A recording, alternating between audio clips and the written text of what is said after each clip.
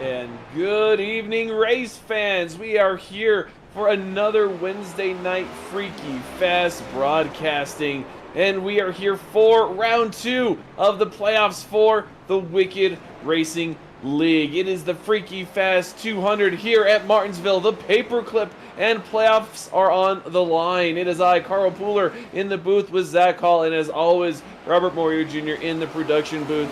Zach, we have a really tight battle coming into this race, and we know Martinsville is definitely one of those tracks where you can get some exciting finishes and some exciting racing. What can we expect tonight? Yeah, Martinsville definitely can have that exciting flair to it, man. It's one of those racetracks that you never know what the possibilities are when you head into there, but you do have a little bit of thought of what is going to happen. And what we might see a little bit of tonight is beating and banging for sure. It's a tough track to pass. You got to be able to set someone up, get the run out of the corner, and it's tough to get that run without almost, as they would say, running someone over. It is very tough to do, and from what I've seen so far in practice too, these guys are very much on the edge when it comes to putting the power down coming out of the corner. I've seen a lot of spins here, late exit, so this car looks very tough to handle as these drivers are going to find the final 35 seconds of this practice as they're going to look ahead in the qualifying where starting out front here can be very crucial, especially when it comes to here where the tire wear seems to not be too much of a factor, not too much fall off here with this next gen car in Martinsville. Well, and you said it there, Zach. It is hard to pass, so guaranteeing yourself some great starting opportunities, being able to start at the front of this pack will definitely alleviate some of those worries earlier on. But a bad stop, a mistake we've been watching it here in practice. These cars are loose. A lot of power, not a lot of grip tonight, and so these drivers are going to have their hands full at the paperclip. But with that, the clock has run to 0, and we will start our qualifying session and begin to see who will have that primary starting position. Yeah, like I said, that will be so valuable to have, and they'll have 2 laps here to put down their fastest lap times to decide who will start themselves up front. And from the practice session, it was pretty close times, but Gavin Rogers commandingly had the top position with a 1922 over Alex Caulfield at 1934. So definitely a sizable gap there, especially at a track only a half a mile in size here at Martinsville. But I think you're going to see here in qualifying, it's going to be tough to be able to put those same lap times down as, already you're seeing some mistakes. Christopher Norris goes around in that 83 machine, so very slick and very tough to put the power down coming out of the corners. I think that's going to be a mistake we see often and frequent tonight. And it's going to be interesting here under the lights. You can see the glowing rotors. Zach, we were talking pre-race. You can kind of tell how these cars are set up with a bias.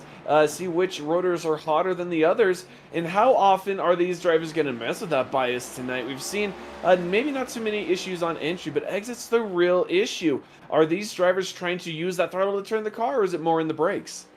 It's kind of both, especially when you get in that gas, it definitely turns it. And that's where you're seeing a lot of these late exit spins. The brakes are going to be more utilized there for that entry center to get it turned, and that's going to be finding that finesse to not be able to lock up the brakes and go through the corner, push wide. You got to be able to find that certain grip level entering the corner. So I think these guys, we also have the ability to edit our brake bias. Not only that, but you have the brake master cylinders in the front master cylinder and that rear master cylinder that you can be able to edit here on the fixed setup side of things on iRacing. So there's all types of adjustments there for you to be able to find that perfect feel. But those brakes are probably the most critical thing, in my opinion, when you come here to Martinsville. That is where you can gain the most critical time, is right on that entry and through the center of the corner as you come off that brake. So it's going to be fun to see who can manage that the best. But at the moment, right now, it looks like Gavin Rogers with the top time with a 1943 to take that top position. And Gavin Rogers definitely looking to regain some of that momentum towards the end of the season. Might have fallen off on the performance side, and even last week, not the finish he was looking for. And in fact, he's used to being able to lead that entire field in the points, and right now he's actually about 5th position, 6th position. So Gavin Rogers really looking in unfamiliar territory as he's down in the field in points, just trying to make sure he punches his ticket to the championship race at Charlotte. But right here, the 38 of Jamie Plord is in the playoffs as well, and he is on that cut line. He is actually the cut line at 0 points. So Jamie Plord, a driver looking to have a good night tonight. Yeah, definitely. It's going to be interesting to see how it all plays out throughout his Coffee with his great run last week. He's in a very good position, about 15 points to the good on the cut line. The driver that, on pole position right now, Gavin Rogers, hopefully for his sake tonight, we're hoping that the technical issues that he's been having with his internet does not strike, because that really came back to hurt him. He's only 3 points to the good entering tonight. This is going to be very interesting to see how it all cuts down from here. And that's how wild these playoffs make it. Had a very dominant season with 4 wins, but right now, you mentioned only 3 points above the cut line. So Gavin Rogers feeling the pressure tonight. Ryan Harrison, another driver not in the playoffs right now, but looking to try and turn some stuff around. And even though you're not in the playoffs, everyone's still racing for this win. I don't know about you, Zach, but I wouldn't mind a virtual grandfather clock. Yeah, I tell you, man, this track is one of the greatest tracks to win at, in my opinion, just because of how tough and difficult it is and the circumstances you usually have to go through. So if you can get out of here with the virtual grandfather clock, you're definitely going to be having a big smile on your face, especially talking to us later. So I'm excited. We got about a minute still left here in qualifying, and right now the only driver that has not taken time is Tyler Dingler. So We'll have to see. Can he find himself in here putting the time down, or will he be looking to start from the rear of the field? And the one driver that really caught me off guard back in 19th here, Carl, Alex Coffey. That is not good for him. He's only 15 points to the good, which is a decent gap. But with 2 stages here also at the Wicked Racing League, you have availability to wipe out that whole 15-point cut line if you can't get in stage points. And this is where we are going to see all the racing at these stage ends. People will be driving, pushing hard, banging fenders, bumping bumpers, trying to gain those positions, gain those valuable stage points. And we have a spread of about 20, 30 some points between first place and that 12th place. So it's already just already a really tight race, and these stages are just going to make it that much more critical in having that track position and everything else. But looks like at the moment we have wrapped up qualifying, and we will pull up the starting grid. And of course, as Zach mentioned, Gavin Rogers will be leading the field with a 19.437. Following him will be Blaine Wilson, Mason Houseman in that 3rd position, Jimmy Plord in 4th, Christopher Norris rounding out the top 5 with TJ Roberts sitting there in 6th. Jimmy Kubinek on the outside looking in, starting in a moderate 7th place. Adam Buzzio starting in 8th. Gregory Shaw in 9th. And rounding out the top 10 will be Nigel Christensen. In the 11th position is going to be the 45 of Dallas Manis. 12th is going to go to the only driver locked into that round of 8. That's Johnny Shaden, the 24, after his win last week at Talladega. 13th is going to be Martin Morales. 14th is going to be Richard Wolfster. 15th is going to be Giovanni Perez Diamco. 16th is going to be Ryan Harrison. 17th is going to go to Christian DeRoches. 18th to 9 of Chad Bean. 19th is going to be Alex Coffey. Sam Dyer is going to start 20th, and rounding out our field here tonight in 21st, it'll be Tyler Dingler, as Revenger is our race control. And hitting on the 24, Johnny Shade starting in the 12th position. Zach, he is quite possibly the only driver somewhat comfortable tonight, as he's already punched his ticket to the champion race with a win last week at Atlanta, and what a win it was. But right now, we have Martinsville, and we are about 30 seconds away from these guys getting rolling. Zach, I have a feeling you'll see these drivers with those yellow banners, those yellow spoilers. They'll be trying and clawing for every position they can to get those stage points and even the win. Yeah, I think it's so critical. I mean, you brought it up. Really, the only person that can feel safe is Johnny Shade with the fact of those stages. I mean, Chad Bean only 18 points out when it comes in here tonight in that 12th position. I mean, that is, there's 20 points available in in these first two stages of this race that you could possibly go out there and maximize and get. So if you were able to do that, you could possibly be looking to move yourself in through the stages, then maximize your points at the end of this race. So plenty of chances out there and opportunities for this points to change up. I tell you, Carl, I can't wait to see how it all shakes out here after these 200 laps here at Martinsville, as we look to roll off the grid and get it all started here at Martinsville. 200 laps for a playoff race, 3 stages. The first stage will go to lap 55. The second stage will go to lap 110, and then we will have a 90-lap run in stage 3 to finish the race. But first, we are already on the track. Drivers are gridded up side by side, ready to go. The pace car is going to make one more lap around the track, as it is so small. It can take some time for the cars in the back to get caught up with the field here. That it really can. That's why you get that extra lap. And another thing, I know that this track here is very tough, is that Geico restart zone. We're going to have to be watching for that. We may see some black flags pop up here tonight for that second place driver. It's very tough to not get black flagged by that restart zone. So we'll have to watch out for that. We'll see what the admins decide to do on that side of the fence. But man, I tell you what, 200 laps here at Martinsville. We got a great 21 car field here tonight. It's going to be playoff action, and I'm ready for this thing to drop. You and me both, Zach. I'm glad we're up here in the booth instead of down there in the chaos, in the madness of Martinsville, because we get to see this awesome racing. And right now, the 17 of Gavin Rogers leading the field. Green flag is out, and we are racing here. Round 2 of the playoffs of the Wicked Racing League at Martinsville. Great start from that bottom lane. It was Mason Hossman pushing the 17 down the front straightaway. Blaine Wilson in the second place position. He looks to drop slightly back to the 4th position as Christopher Norris moves up into that spot there in the 83 machine. But man, oh man, already at the start of this race, a lot of movement happened, and we'll see where does the first incident come from. And it could be as simple as a self-spin. We saw the really lack of grip on corner exit with some of these drivers in practice.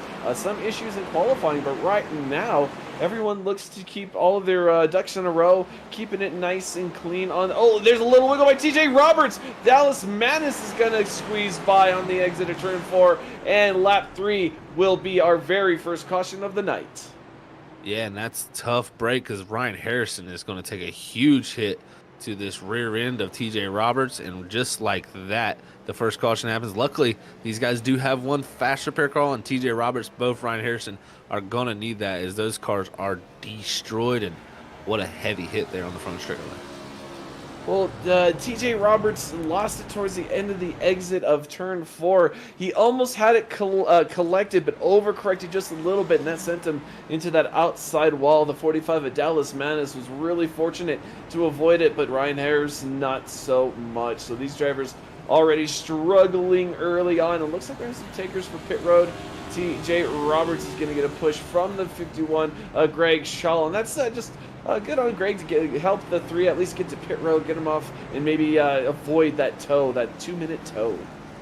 Yeah, I think the issue he's going to run into is I don't know if he'll be able to get back to the box. It's kind of uphill here at Martinsville here down this front pit straightaway. Right now, that mile per hour continues to drop, and the reason why you see him not be able to go forward, it's not a engine related issue. That rear toe link on that right rear tire is broken completely, and pretty much means that tire is just free spinning at that point. There's no power going to it, and right now at 8 mile an hour, he is still a good bit of boxes away from his spot. I don't think Roberts is going to be able to get back there. And as you can see, he has that playoff banner on his car. He was the driver on the cut line in 8th, only 1.2 that good. I'm telling you, he's in a tough position right now.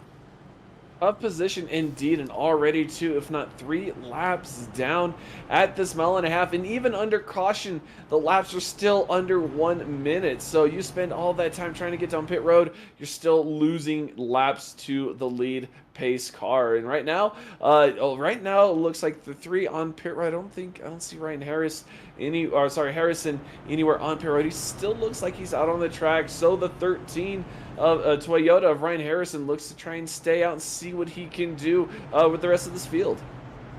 Yeah, we'll see what he can do for sure. That's an interesting call there for him because that was such a heavy collision to TJ Roberts. I'm surprised he did not have required damage and didn't. It just shows you again, these next gen cars, man, they are indestructible at some points and almost to a fault. So it's definitely interesting to see that 13 still able to go like that with that big of a hit. I mean, I pretty much saw the front bumper break at one point, and now it seems to be now in a pretty decent position.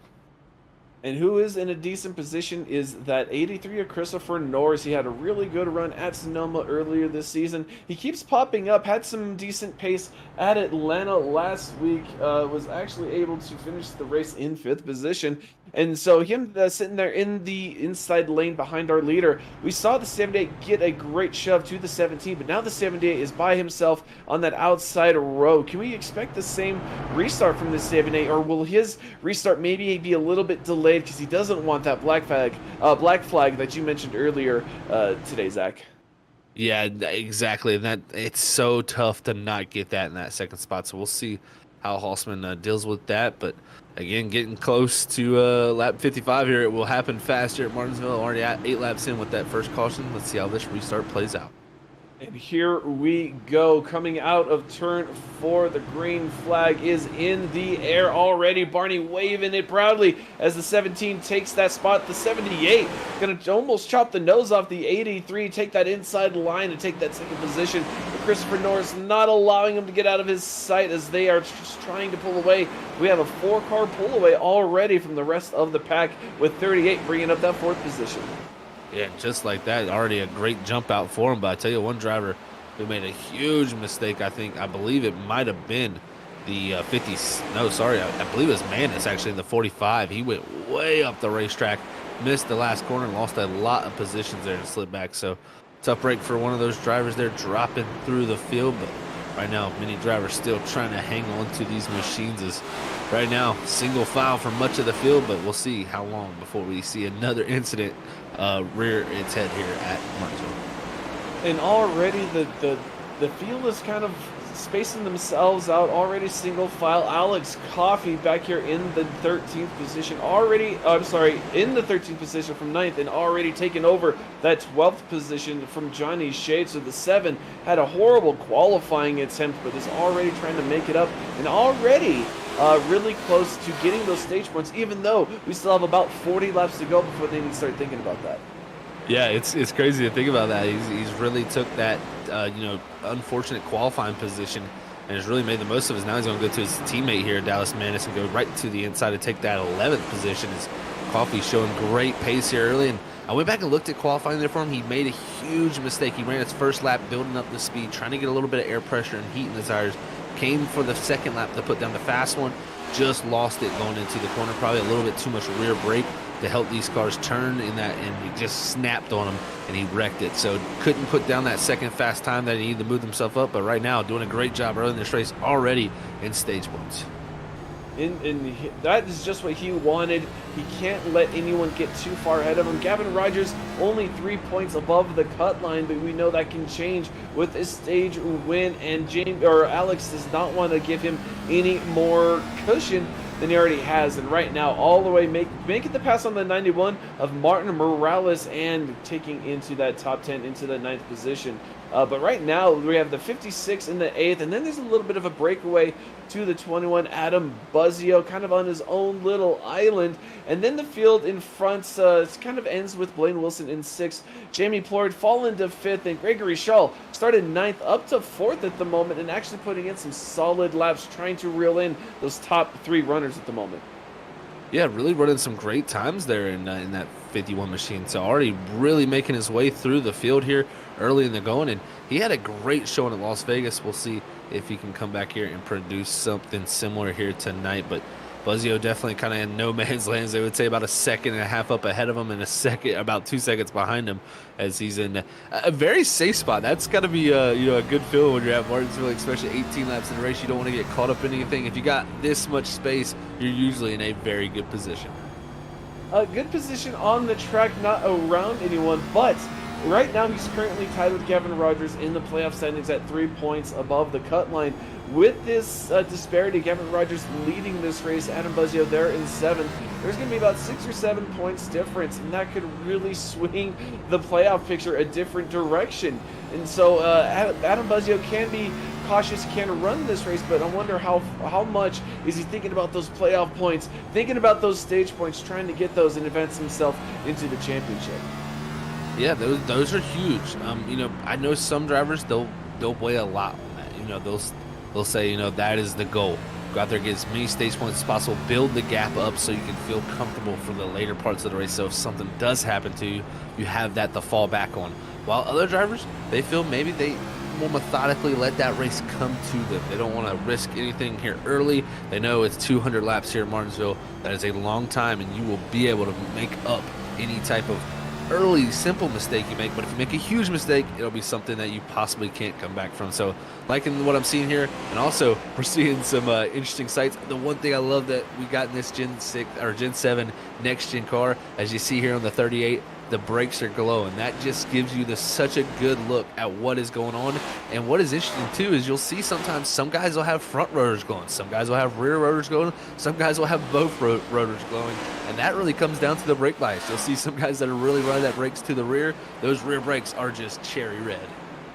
And you can even see the kind of balance between them, especially on the 38. Those front rotors are glowing a little bit, but not nearly to the intensity of those rear rotors. As we're going around, you can see those brakes just glowing as the 38 gets on the brakes through the corner. And Zach, that may be one thing that is probably good for us sim racers here at Martinsville. They don't necessarily simulate the brake wear, brake fade, or anything like that, and for that I got to be thankful, because this track is an absolute monster on these brakes. And especially watching real life NASCAR, that this track is definitely known for its brake failures. Yeah, no, we've definitely seen that in the past here in real life, and that's luckily, again, something, like you said, we don't have to worry about here in iRacing. So you don't ever really worry about those brakes fading away. But I will say, before in every other oval car, also in iRacing, they don't simulate the brake heat But this car, it does. These brakes actually get better the more heat you can build up into them. It's due to the carbon disc that it uses. It just likes that heat. It sticks a lot better. It's a lot more friction when the heat is there. When they're cold, they don't grab well. They just kind of don't seem to work that well. So the longer the run goes on, the brakes kind of actually get a little bit better here in this next-gen car. But the one thing that does kind of fall back at you is that brake heat. If you do generate a lot of brake heat, all that heat transfers into that 18-inch rim, and then from there transfers into that tire, which only builds air pressure. The more air pressure you build, the more grip you're going to lose here on this racetrack. Well, so Zach, that brings me to a next question I got to ask you there. You mentioned tire wear may not be as a critical of a factor here at Martinsville, but will tire heat be critical? Because especially on the right sides of these cars where all the force is going to, will it be more advantageous, especially later in the run, to get a fresh set of tires just to bring those temperatures down, maybe not even because of tire wear itself? Yeah, you know, that is the most critical thing. Tire wear, you can kind of throw the tire wear out the book here at Martinsville, and you don't really need to worry about what the wear is percentage-wise. That's what a lot of us iRacers go by. But here, it's all about heat. You don't see, you know, 2 seconds of fall off here. You're going to only see really about 7/10 to a second of fall off here, mostly throughout the whole entire night. And mostly that is due to the tires just overheating. And now when you get those caution laps, it'll actually bring those tires back down. Now the air pressure still will be raised up, so that does have a factor. But I will say, I mean, I've literally done a 200 Martinsville race here before in the past. We're never taking tires and running my fastest laps of my race in about 180 lap old tires. So it is very possible still to make those tires last. It's just one of these things about this next gen car. It's a very tricky puzzle to kind of figure out, but I will say you might see some drivers here maybe elect tonight not to risk too much with the tire wear and look to stay out here with the track position. But I will say if we get a very, very long run, I think you will see at some point, you know, you build up just too much air pressure, you're going to need to come to pit road and get a new set of tires. And who may be having a little too much air pressure, that's 78, as the 83 looked to be faster, stuck his nose early on entry, and there was about a 2-lap battle. They were side by side, the 38 and the 83 and the 78. But that also allowed the 51 of Gregory Shaw to come into the picture for a podium position, at least in this stage, which we are over halfway through. We still only have 20 laps to go, and still, Zach, these guys are running sub 20-second laps, and it's just this track goes by so quickly. Even though it is so flat, these drivers race so quickly, and these laps tick away so much quicker than that. It's kind of interesting to see some of these drivers be a little more patient, even though the end of the stage is looming. Yeah, that stage is coming up quickly, like you said. I mean, 20 laps here in Martinsville, you can blink your eyes and it's over with. It's just one of those places when those laps are 19 seconds and 20 seconds on average, it goes by so fast. But, you know, I think you got to be methodical still. You know, you want to go out there and get stage points, but if you're going to go out there and risk an incident, a wreck, or a mistake, it's not worth it in my book. You need to be able to, especially for these guys who are above the cut line. You know, if you're feeling good, you're above that cut line, you want to go out here and get decent stage points here and build on your race. You don't want to go out there and make something where you're behind that cut line entering the second stage. So I think what Buzzio's doing here is great in the 6th position, but he's got a very fast driver in the 7 machine right behind him. And I tell you what, the 7's brakes are glowing so much. He's running so much rear brake, and it's showing because these guys, he's able to enter much better than a lot of the competition out there, I've noticed, and that rear brake will really help that car rotate. As you're seeing some great passing, but we got a caution on the speedway for the 11 of Giovanni Perez Diemco. And caution on lap 40, as we mentioned earlier, the stage is looming, so this actually may open up for some strategy. Maybe cycle through, get that track position, but that's going to be the question. Who will do what with 15 laps to go in this stage? They'll probably end the first caution about 3 laps to go. I'm sorry, 3 laps, about 43, 44 on that lap. So there'll be about 10, 12 lap shootout to the stage. Zach, do you make a move now, or do you try and keep that track position?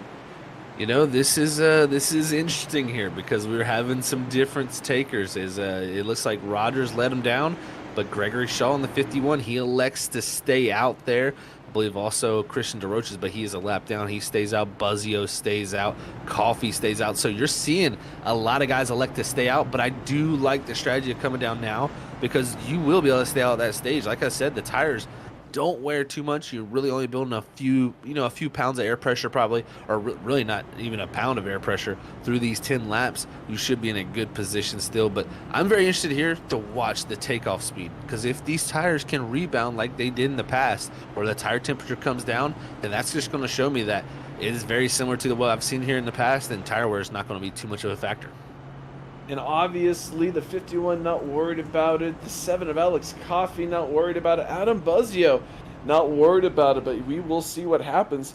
The 51 not a playoff contender. Right now, he's just racing for whatever he can get tonight at Martinsville, and he is doing really well, showing up and kind of letting his name be known here in the front of the pack for the Wicked Racing League. But as we're watching, that's the 45 Dallas Manis. These two teammates, the 18, I think that's the 20 of Nigel Christensen, the 21, oh, I'm sorry, that's the 7, Alex Coffey, with the 21 of Adam Buzzio in front. So there's a couple of teammates that we've seen run the track before, so this is going to be fun to see these playoff drivers. You see those yellow banners. It'll be fun to watch these drivers try and work their way through the field and get those stage points. Yeah, I think this is going to be what we would say an interesting restart here with these older tires out front, newer tires in the rear. And again, like I said, I just want to monitor these lap times a little bit, see how they play out here once we get this green flag, because I just want to see how much more can we drop back down. Right there, Gregory Shaw, really the last few laps of that green flag run was in the 1980s, 1990s, anywhere from there. So if he can drop his lap times down into the 6s and the 5s again, then in my opinion, these tires are not showing too much wear, because his fastest lap was a 1954.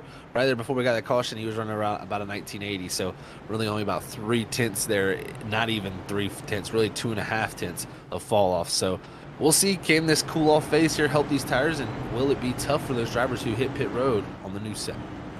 Well, we know how quickly these laps tick away, and 3 tenths is quite a bit at this half-mile paperclip track.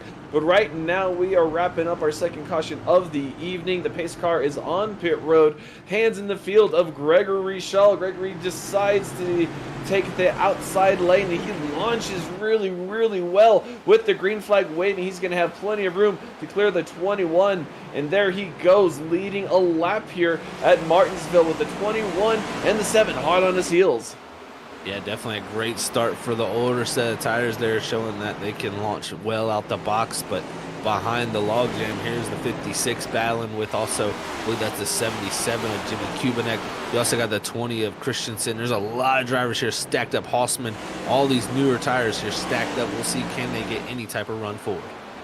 And Kubinek, another playoff driver, he's actually on the outside looking in. He needs a good running in this station. Oh, Lord, look at that. The 78 takes it 3 wide, forces the 56 really wide, and there it is. Those new tires forcing their way through the field, but we stay 3 wide back here with the 77, the 17, the Gavin Rogers, and the 56. But unfortunate for the 56 of Richard Wolsifer, falling back like a rock. Yeah, definitely. This is a tough break there for him, but everybody trying to make big moves. They know that stage coming here at lap 55, so they know points are available. And especially for someone like, Gavin Rogers, who had those internet issues, didn't come in with the greatest gap. He needs to get back up there after leading this race early. Alex Coffey giving the bumper to Buzzio through turn 3 and 4. He's going to get up to the inside at the door. Buzzio has to take, and there's a wreck on the front straightaway, and that's going to take out the 38. The 56 looks to be involved, and that will probably end this stage at lap 49. I believe we may have another attempt here, but we'll have to check that out. But yeah, Plord is definitely unfortunate wreck for him, because of coming in here only 1 point out. This is not going to be good for him, looking to get those stage points, being involved in that incident. So tough break for the 38 there, who went around on the front straightaway. after hitting pit road here to get those newer set of tires, and just shows you really the new set of tires really did not make too much ground. Really, the first driver on the new set was Christopher Norris, only up to 6th, and the rest of the drivers up ahead of him hit pit road, other than Alex Coffey and Gregory Shaw. Interesting calls here made all around. And that'll put those new tires up against those old tires. But Gregory Shaw, that last lap before he went to caution, ran a 19.63, so less than a tenth off his overall fastest time of that 19.54, Zach. So those tires falling off really fast, maybe a tenth to fall off early on. So these older tires may do really well further on in the race, and a lot of these other drivers paying attention, especially Gregory Shaw, learning what his car is doing with the cars behind him, taking notes, noticing he hasn't been pitting yet. Yeah, I think this is actually a pretty interesting call, because they come down the second time here. So I don't know if they missed pit road, and now pit road opens up very late here at Martinsville. But man, oh man, that is a tough break for them, because they're going to lose every bit of track position that they had and go to the rear of the field here with this. Well, Zach, 200 laps here. They have an 80% fuel load. That kind of puts them in what 150 green flag laps they would need to complete to finish this race. They know the tires aren't wearing as much. This may be the first and only stop some of these drivers make, depending on the fuel situation. Yeah, I don't think you're going to be able to go 150 green flags. So of course, we do have a stage coming again for later in this race. But yeah, 150 green flag laps not going to be very likely to do, especially with the 80% fuel. If they had the full fuel load here in 20 gallons, they most likely would have a chance to do that. But with cautions and stuff, that factor in, you can save lots of fuel. So I don't put it out of the realm from being able to make it from here. But definitely an interesting call to give up that track position, knowing that they could make it to that next stage even on the fuel they had there before. Well, also, that puts them in the back for this restart. We've seen how precarious and on edge these cars are with the grip on the corner exit. You don't want to get caught up in someone else's spin, and that's kind of what you run the risk of doing as you lose those spots. So definitely questionable delayed pit call there to not only give up that track position, but just so much of it. And right now, just a really mix of strategies between 4 tires and everything else that's going on. Yeah, it's definitely a whole mixture of different strategies going on out there tonight, and I think that's what's going to be one of the fun things to keep up with. But I believe we'll have this restart here. Christopher Norris going to have control of the field. He'll have Gavin Rogers there in second, Martin Morales in third, Adam Buzzio in fourth, and we'll have to see, do they throw a stage caution here at 55? And we will definitely see, because that'll give them a 1-lap sprint on the green flag to see who wins that stage. But right now, 83 in the lead. The green flag is out, and he launches from that inside lane with quite the intention to take the lead and maintain it, as he has a decent, at least 1 car gap. But there's a car going outside. That's the 21 of Buzzio, going really wide around turn 1 and 2. Yeah, Buzzio missing that corner there. Unfortunately, not going to be able to hit that corner right. It's going to slide back a few positions, but back here is the log jam around those newer set of tires, and just like that, they head down into 1 once again, and looks like maybe that was the end to our stage here before. And yeah, we stay green on lap 56. So it does look like, Zach, that was the stage. And right now, there's a battle for the front. The 83 trying to hold off the 17 of Gavin Rogers, our regular season champion. But there's also some battling here. There's the 51 and another caution. The 24 of Johnny Shade, last week's winner, spun around on the front straightaway. Wow, just like that, another spin. Unfortunately for Shade, or fortunately for Shade, as I should say, like you said, he was last week's winner, so he has no worries heading in here tonight at Martinsville. But definitely a tough break there coming off a turn 4 for him. I think we're going to be a common syndrome here tonight. We're going to see is people getting loose, and I believe it might have been the 56 who got loose and came down into him. And with the temperatures tonight, they are really cold, really chill, actually. The track temp is right now 73 degrees. And Zach, with this track being its 2 different compositions, there's asphalt on the straightaways and on the outer lanes, but concrete on the inside lanes. How does the temperature change affect these cars with those 2 different surfaces? Yeah, you know, when we go to asphalt tracks, you know, we talk about temperature change and how much it affects the tracks. It does. It really does.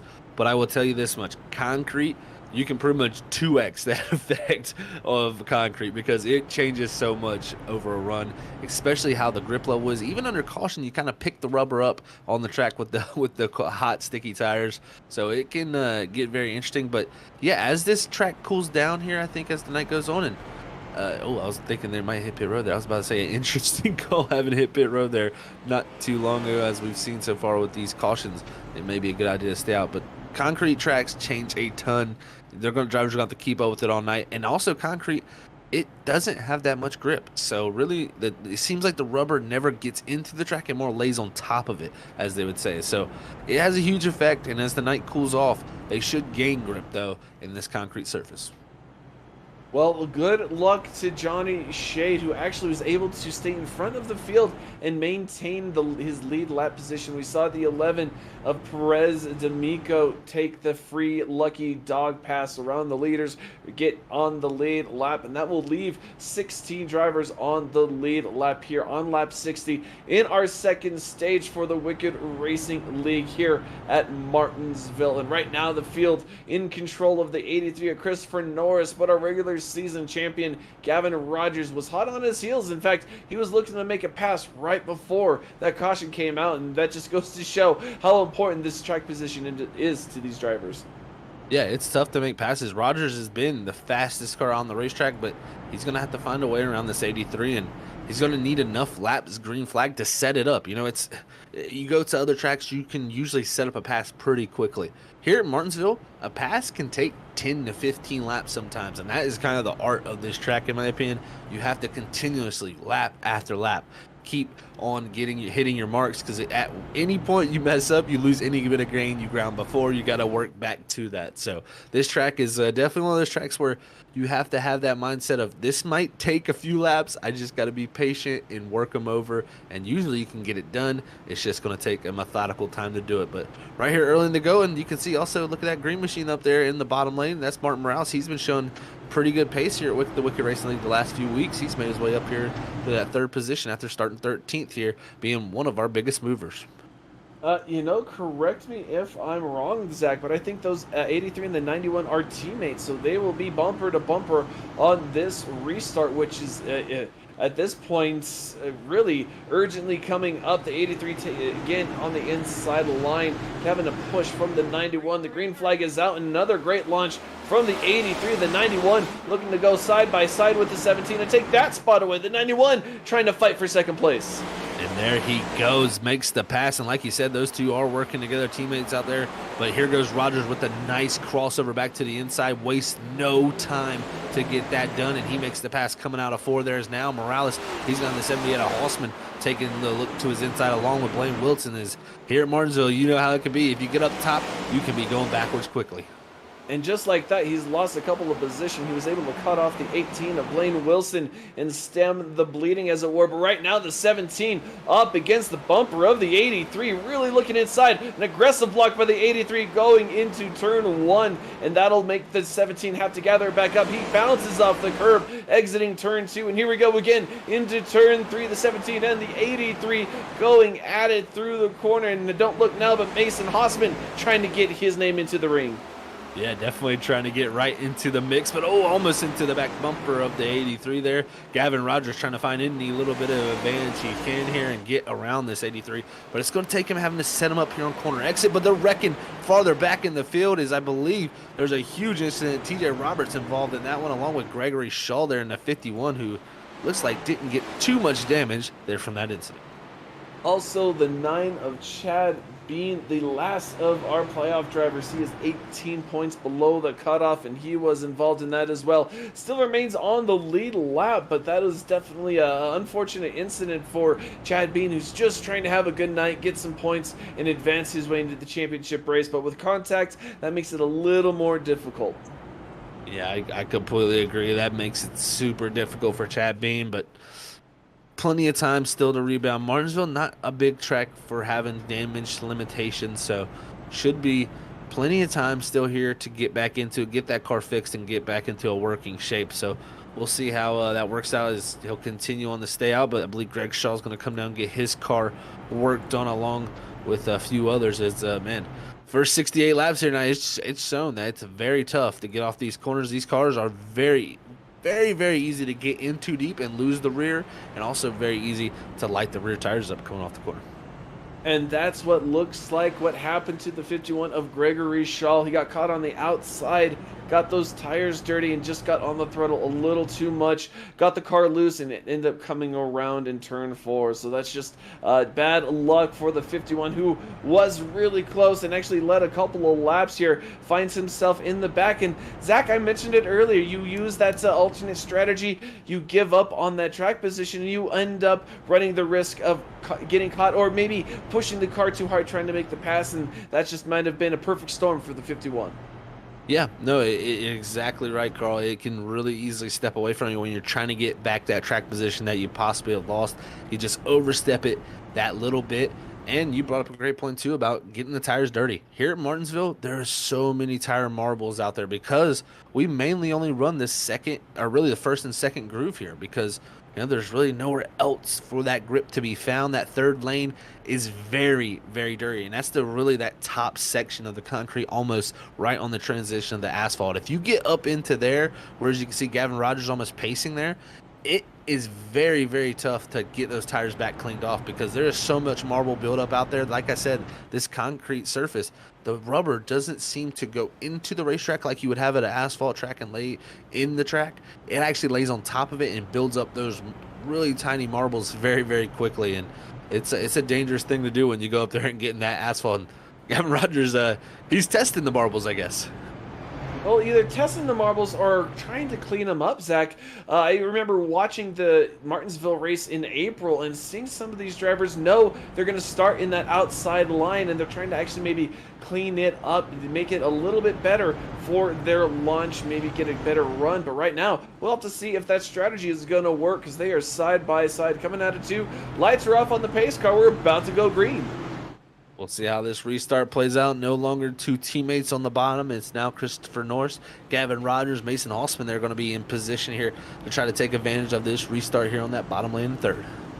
Mason Hausman was definitely aggressive on the initial start of this race, giving a great push to the 17. We will see what he does here in the inside line behind the 83. And just like that, we are green again in the 83 with another great launch with the 78 with equally as good launch as he takes that inside line away from the 17. But Gavin Rogers fighting hard on the outside. We'll see what happens. Looks like 78 is going to edge him out just a little bit. No, he's still there on the inside line that the 83 just leading this field, but the battle for second and on continues. That it does, man. I tell you what, Gavin Rogers, they're fighting hard on that outside groove, trying to make it work. But Mason Halsman trying to put the power down and get ahead, but he's also got Christopher Norris directly ahead of him in that 83 machine. So it's kind of a logjam as even behind them. Here comes Alex Coffey. Remember, at one point at the rear of this field due to having to start back there from a poor qualifying effort, and then had that wrong strategy there after the stage. Now back up in position. That 7 is going to be a factor here by the end of the night. Well, when talking about the stage, the next stage will come at lap 110. That is 35 laps from here. So already these laps ticking away.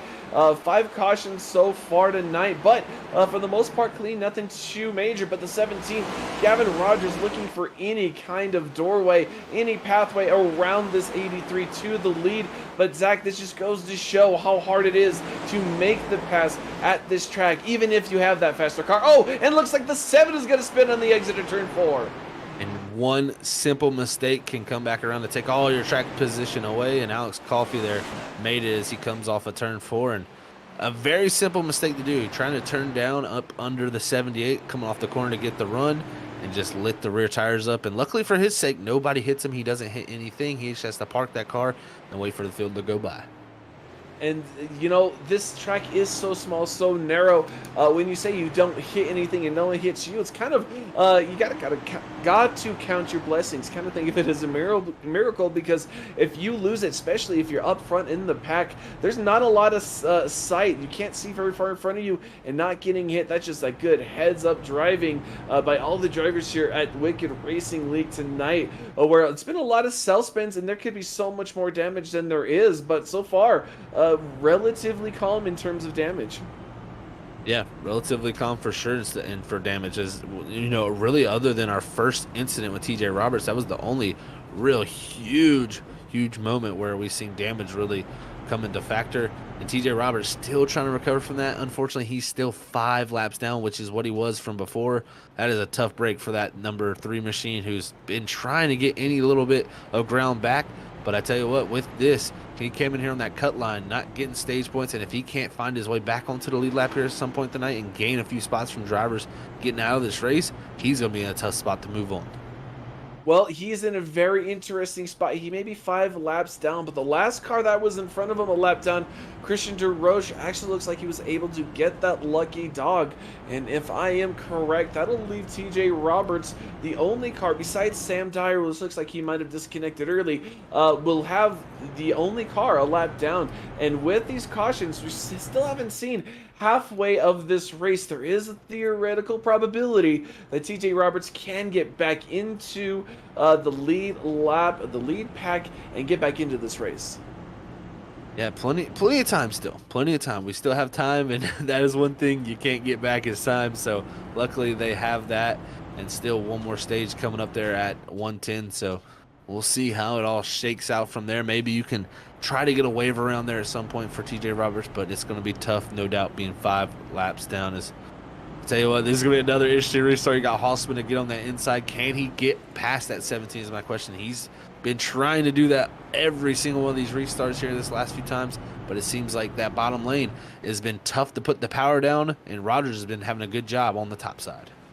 And it's been that the first couple of laps, these tires have some heat cycles on them, and now they're all kind of worn evenly. Gavin Rogers, Christopher Norris, it's been 40 laps since they've been down pit road. Mason Houseman, Blaine Wilson, Adam Buzzio, been 30 laps since they've been down pit road. So already the differing strategies showing it, but we see the cars that pit earlier have that track position now, and right now Christopher Norris doing really well holding that lead position.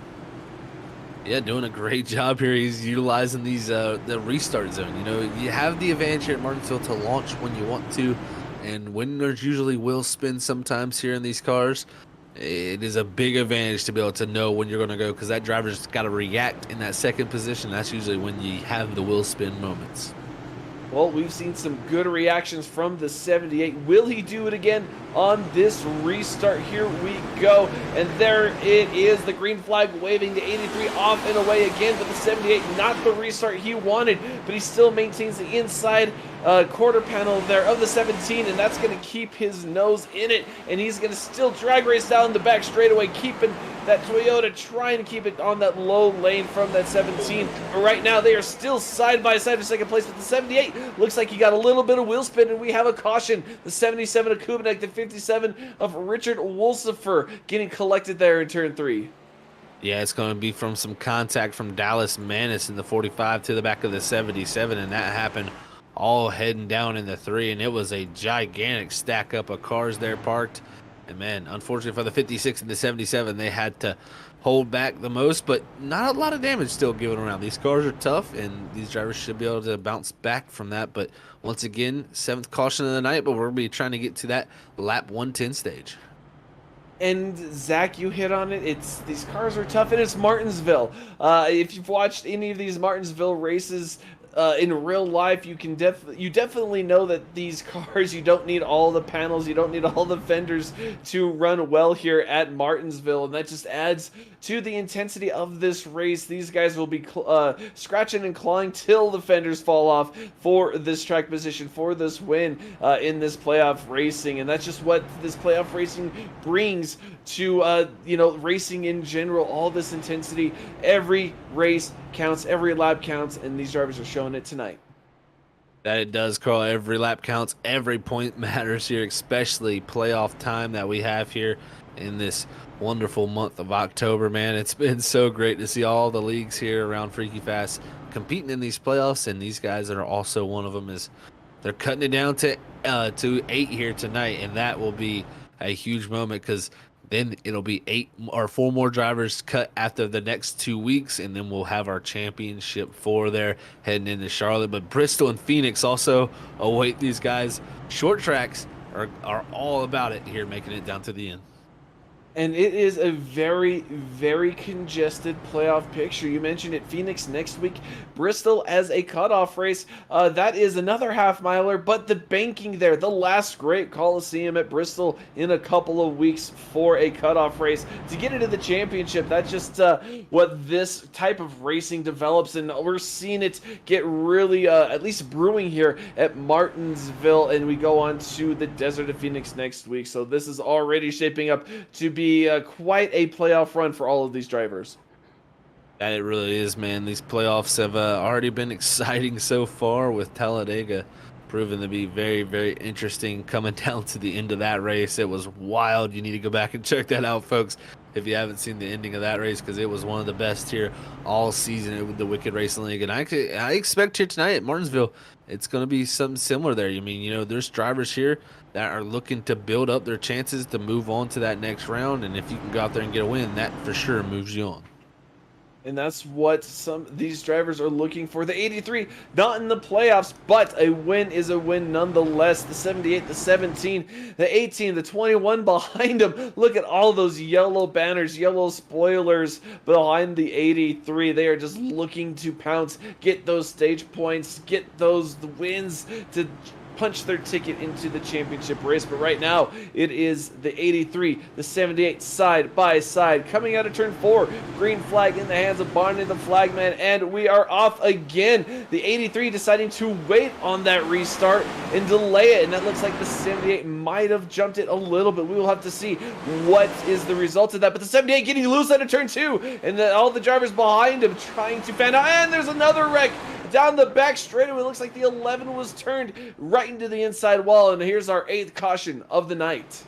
Yeah, just loose off of turn number 2, and he just spun it all by himself. Unfortunately, Chad being there, nowhere to go, and it was a massive stack up from there. But just a huge incident there. But I tell you, the driver who might like that, because I believe TJ Roberts might get the lucky dog, but he got into the wall, so I don't think he might. So that is a tough break for him. So he was trying to get back to 3 laps down, and tough night for the 11, though. He's had 2 incidents now. And that's just sometimes Martinsville will rear its ugly head. And some drivers really like Martinsville. Some drivers really adapt to it. Other drivers really struggle. It's flat. It's essentially 2 drag strips, Zach, put together with a couple of corners, and it just makes it so much difficult. You have to approach it differently. Everything here you have to do differently than what you're used to. And some of the drivers can't adjust for that. Other drivers really struggle.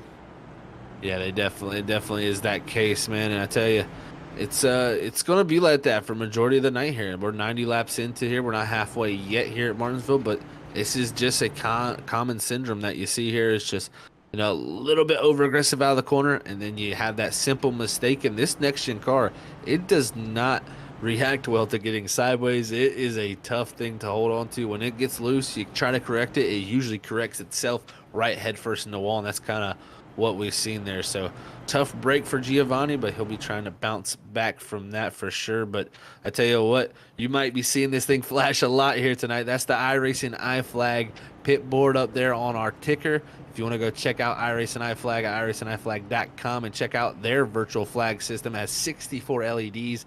That gives you tons of information out on track. But not only that, you can pair it alongside their digital pit board, which is a great thing to have for your simulator here on iRacing. So make sure you head on over to iRacingIFlag.com. Use our promo codes you see there, FreakyFast2022, and you can get a discount at purchase there with your own iRacing iFlag. And I love it when the sponsors come out, help us bring the service to everyone out there watching. And while you're watching, don't be afraid to give us a thumbs up, get involved in the chat, tell us how we're doing. You can find us just about anywhere, Facebook, Twitter, you name it, we're on it. Make sure you give us a like. And you always know when we go live, when we have videos. I know Sam Dyer, one of our other primary broadcasters, is looking and working on some great video work. In fact, he's doing a little bit of a spotlight series on the ISRC truck series we broadcast on Mondays. I gave it a look. It is some awesome stuff into the minds of some of these iRacers. So if you get curious, go ahead and check it out. But right now, here at Martinsville, we are again 1 green, Zach. And cautions have been breeding cautions. We had a good long run to end the stage, essentially in stage 1. But ever since the end of stage 1, it just had caution after caution. These drivers feeling the pressure of the playoffs and looking for every position they can get.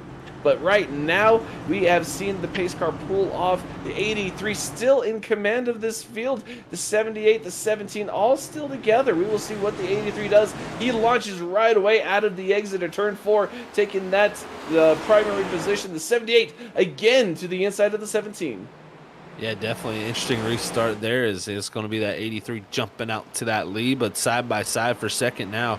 Rogers diving it into 3, trying to get past the 78, but he's going to have the run coming out through the center, and it's going to be side by side at the line. But right here, trying to continue on and make that pass. It's so tough to do. We haven't seen Hossman be able to do it so far on Rogers, as he's been getting that good launch out the top. Rogers is really working that outside line it's extremely well. You don't normally see this. It takes a really special car, really special driver to maintain positions in that outside line, to put up a fight there, and the 17 has done it very well. But right now, looks like the 78 will prevail in some newer tires and take that second away from the 17. But don't look now, the 21 looking to also take a third place away from the 17. All these playoff drivers trying to capitalize. In the next about 10 laps or so, we will see the caution fly again for the end of stage 2. Yeah, exactly. They're looking for that at lap 110. We'll see if we can get there under green flag conditions, as our first stage was brought to it early in there for that stage for a caution. But right now, looking on point for a good run here is Manis is trying to get a run on DeRoches, who was able to get back on the lead lap. This is a battle for 12th and 13th. And these drivers just racing for pride at the moment. Ooh, Dallas Manis almost getting into the quarter paddle of the 23. But we stay clean and green for the moment. The 45 backing up. Oh, there's some incident there. The 91 had to check up. There's a wreck. That's the 38. Jamie Plord sitting there in the middle of turn 4. And that is going to bring out the 9th caution of the night. Yeah, definitely unfortunate for Plord, who came outside looking in for the playoffs, and I believe it might have been a little bit of contact from the 7 of Alex Coffey, who unfortunately got in a little bit too hot, got up into that 38 and brought out this incident.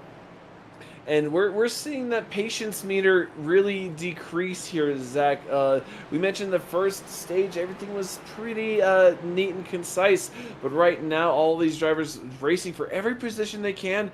And it's the result of how hard it is to pass. As we watch the 83 pit and the 78, the 17 all stay out. But Zach, that just goes to show, you really, if you want to pass, you have to make it happen. You have to get your fender in there. You have to get your nose in there. And some of these drivers getting a little too aggressive with it, and just the way the differing braking points on these turns are, it makes it really difficult for some of these drivers. It really does, and I tell you, we've had an interesting strategy play out here. The 83 of Christopher Norris, he brings in his machine, and I'm interested to see, will he stay out at the stage at 110? But in my opinion, I wouldn't even be hitting pit road at this stage, most likely, with how many cautions we've seen so far already. This race looks like it may continue to have somewhat of that trend, and I know if it's just short little bursts like this, the tires are not going to matter. And I tell you, I'd be looking to keep as much track position to stay out of that mess as possible. Well, tires may not matter, Zach, but we hit on it earlier. The fuel strategy. We saw that the 83 was. It's been about 30 so laps since he last pit, so we're wondering if maybe fuel is on his mind. But we still have the stage, so it is very hard to say what is going on. The 83 is definitely going to have to keep his eyes open, trying to avoid any incidents that may happen in front of him. And we mentioned earlier, that's just the result of losing that track position. He's going to have to gain it all back one way or the other. Yeah, and it's so tough to do. We've seen all night tonight. Alex Coffey has been fighting that. He's back up to 6th again after his spin, but unfortunately, he's been involved in an incident, and it's been a rocky road to get up to this point. So we'll have to see how it can all shake out here before this caution comes to an end, and we look to get to the end of our stage. But will we get it under green flag conditions? We will have to see, as it's been, like you said, this is a track that cautions do breed cautions. It literally continuously, the patience just slips away. More and more drivers get frustrated as the caution laps build up. You just want to be able to race, and a lot of these drivers feel like they're being held back right now. So, as a driver, you get that mentality, but you got to hold back and still race your race. You can't let it get to you, and you can't let it affect the moves you make. And that is, especially as you're driving, you're getting beat, you're getting banged around there. You mentioned that patience, you start building that temper, and it kind of compiles issues. As we are side by side again, 1 to green, you just kind of, then you start making mistakes, and that makes you madder, and then you make a huge mistake, and then it makes it matter, and it's very, very hard to remain calm and focused at the paperclip now. But these guys are going to have to focus now, as the restart is imminent, and the 78's in control of the field finally, but he can't rest as the 17 to Gavin Rogers is on his outside. But right now the green flag is flying. The 78 launches from that inside line, and we are green again here at Martinsville. Great restart out front from the 78 of Hossman, as we're looking at the 13 here, Ryan Harrison in the 8th position here on this outer groove, looking to move his way forward here before the stage ends. And the 13, oh, he's going to dive it really deep in there. The 45 Dallas Man is going to miss that corner as well. The 56 is going to try and take advantage of that mistake. But the 13, Ryan Harrison, almost got into that car in front of him. I think that's the 24. And here we are. Oh, contact. And that's the 83. Got a little bit of help into turn 1. And just like that, Zach, the leader having issues back in the pack. And this actually will probably be our stage end. Yeah, I believe this will bring the end to the stage. So your stage results are going to be Mason Hossman getting that win. Second's going to go to Gavin Rogers. Third's going to be Adam Buzzio. Fourth's going to be Nigel Christensen. Fifth's going to be Alex Coffey. Sixth is going to go to Blaine Wilson. Seventh's going to be Johnny Shade. Eighth's going to be Ryan Harrison. Ninth's going to be Christian Roaches. And rounding out the top 10 is Dallas Manis. But as this caution has came out, this is the end of the stage number 2. We're going to head to our first commercial break here of the night. We're going to head side by side. You won't miss a thing. We'll be right back here with the Wicked Racing League.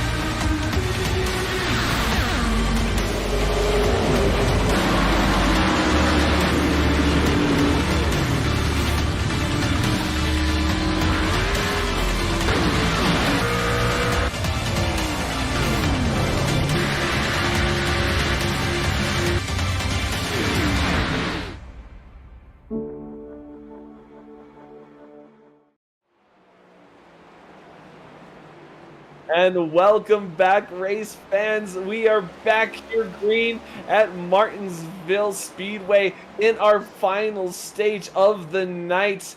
Zach, we have seen a slew of strategies. It actually involved the 51 going from the front to the back. He has now made it to the front and has led the last 5 or so laps. So the 51 is doing really well for himself, but the 83, our previous leader, cannot catch up to him.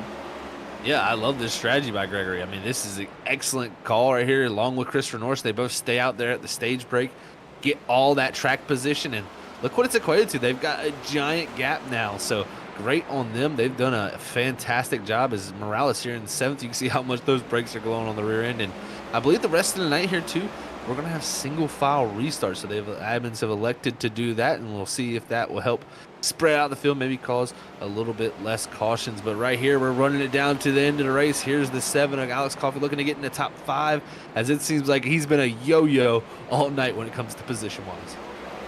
Exactly, and that is another caution. The 9 of Chad Bean spun around in turn 4. Lapped car himself, so having issues trying to put himself in the lucky dog position. He's going to make the spin there in turn 4 there on lap 120. We have 80 laps to go, Zach, and you mentioned it. The strategy has seemed to work in the favor of the 51 of the 83. Mason Houseman getting back up into 3rd position there. So already a little bit of a mix of the playoff drivers. In fact, the highest scored playoff driver is that 78 machine of Mason Houseman. So already the drivers not in the playoffs making ripples here at Martinsville.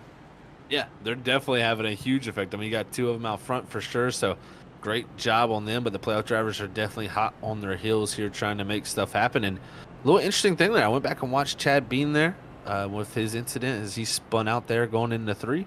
I tell you what, man, it seems like everybody here, which is not surprising because last time I was here driving, it was very similar like this in the next-gen car. These guys are shifting. They're going from 4th down in the 3rd. If you make that mistake of shifting a little too early, which I think Chad Bean did, it will light those rears up and it will really make that car break loose. So, unfortunate break there for the 9, but he was able to get it back going, but will go a lap down.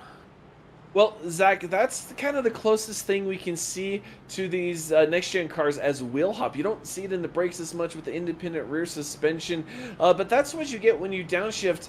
And talking about that downshifting, how do you know when it's the right time to shift? Because when you shift a little too early, that's how that develops. But if you shift too late, you don't get the turn on the corner. So how do you know when it's the right time to shift during the corner? It is so tough. You got to really go by the sound a lot of times. A lot of people use the sound of the engine to kind of tell the RPMs. I mean, you could look at your digital dash, it'll tell your RPMs. But if you're focusing personally on that number, you're losing a lot of focus on where you should be on the track here at Martinsville, especially for how precise you have to be with the line here to make good lap time. So when you're shifting like that, a lot of people go based off the sound of the engine. Once they hear this certain tone to that engine, they know, okay, this is the time where I can get down into that 3rd gear and get it safely into there. Also, as like you said, it's almost like wheel hop when you downshift too early here with this car, because we got the independent rear suspension now. We don't have wheel hop due to over revving, but it gives you that same feeling. It's almost like both tires shake independently now, so it gives you a different feeling, and it can be tough to hold on to. That's why Chad Bean went skirting through 3 and 4 there and ended up backwards. And just like that, a playoff driver needing to try and dig himself out of a hole, in fact, creates an issue and will not get that lap back. In fact, he did fall back a lap due to that spin. But right now we are going to stay single file for the restart. 1 to go as the pace car leads this field. The 51 using pit strategy to get himself back up front. The 83 though hot on his heels. Both of these drivers have led laps tonight with the 78 of Mason Houseman behind someone. Mason trying to get a lap lead tonight, but he has just been struggling with the passing as everyone else has tonight so far. But with the field in control of the 51, he is going to bring it to the restart zone and launch. And the 83 did not get as good a launch as he wanted. He's going to have to defend that inside line from the 78, but the 51 with a great delayed launch there, and he's going to retain the lead and continue down the backstretch. Yeah, continuing down the backstretch is this 51 machines. He's got that 83 all over him now, looking to try to make something happen. A little loose there and a little wide for Gregory Shaw as they come out of turn number 4. Here comes the 83. That's a big dive, and that was just not the right move into the 51, sending him around, and big mistake from that 38, and that is going to cost Gregory Shaw huge in the 51. That was a huge dive from the 83, and he was not in a position to make it, getting up into the quarter panel of the 51. And I think there's going to be a little bit of a tuck in the holler about that, because that was really, really far back there. I know he was trying to stay in front of the 78, but that was a very high-risk move that the 83 took there. Yeah, that is, as we would say, a dive bomb, as if you want a definition for that, for sure. It's a tough thing there to see, for sure, especially for Gregory Shaw, who gets turned around backwards there into 1, and he's going to have a long climb back up there. He's already done it a few times tonight, so I wouldn't expect, for him to not be able to do it. But I tell you what, that 83 there, I think you said, Carl, he was trying to cover off the 78, but I think he just noticed he got in there way too deep. It was going to be to the inside of the 51, and there was really no turning back at that point. He was going to be taking the 51 out either way, and just a unfortunate break for Gregory there, who's going to have to try now to work his way back up. And I believe also the 83 will most likely receive the EOL, so this should transition this lead over to the 78. And that is what the 78's been looking for, but we will wait on our race control, see what they rule in that incident, and we are still waiting on that word. So, ladies and gentlemen, when we know something, you'll know something. So right now, we're on lap 130. We still have 71 laps to go here at Martinsville, this half-mile track, and with 12 cautions already tonight, Zach, this is starting to get into an endurance type race. Always having to go and reset. We were talking about it during break, how difficult it is for some of these drivers to make that change. It's very obviously wearing on these drivers' psyche as we get further and further along in this race. That it definitely is, man. It's a rhythm-based racetrack, and what I mean by that is when you come to this track, running lap after lap, it gets a little bit easier to stay consistent and that precise when you're slowing down to these tight, narrow corners here at Martinsville. And when you have caution after caution, it takes away from that rhythm. The rhythm gets broke, and then you'll see big mistakes. That's why a lot of times you'll see it on the first or second lap of a restart. Someone really bobble, get deep into the corner, and really overdrive their corner entry just because they're not in rhythm yet, and it really hasn't came back to them. So tough thing to get back into, especially when you have cautions like this, but these drivers will have plenty of time here with 70 laps to go to see if they can get that rhythm they need to push themselves to the front. You say plenty of time, but as these laps tick away under caution, these are laps you can't race, not laps that you can't pass, laps that you are not gaining those much needed positions, getting that track position. And these drivers are definitely feeling that crunch as we're coming on 69 laps to go with the lights of the pace car still illuminated. So we are going to have at least one more, if not two more laps to go after this. And there it is, ladies and gentlemen, the 83 given that EOL by race control from that late dive bomb move into turn 1. So already our two front runners for a good portion of the night are now in the back. This is going to be very, very interesting indeed, but that'll leave the lead in the hands of the 78 Mason Houseman, with the 17 Gavin Rogers behind him and the 7 of Alex Coffey rounding out that podium. Yeah, this is going to be interesting now. A bunch of playoff drivers all up in position, and I tell you what, it's going to be a fun little restart there again, as the 78 is going to have control, and it is going to be it looks like a double file restart. So they're going back to the double file restart here, and we'll see how that works out. This race evolving very rapidly. The admins trying to do whatever they can to keep it clean, but that just goes to show the challenge of the track, the challenge of the car, and the challenge for these drivers keeping everything under control tonight. But right now, the field is in control of the 78. He's going to make his way into the restart zone, and there it is. The 78 is gone, but the 17 looks to take that inside line going into 1. The 7 of Alex Coffey following in tow. That they are. Everybody trying to find any little bit of space, any bit of little grip here. As now, look, the 17. He's been making the outside try to work here, but here comes the 7 of Coffee and just up into him, over aggressive and wrecking that the 17 there. That was another highly aggressive move, and from Alex Coffey himself, that was really him trying to get down on that inside line, get inside of the 17. And Zach, I don't know, that actually might have looked like he hit that curbing, and we know how treacherous that curbing can be here at Martinsville. It's not a subtle little hop, it is a substantial berm on the inside of that track, Zach, and that might have been what we saw. And I'm looking at it now. He just thought he saw a window open there inside of the 17 and just kind of forced the issue.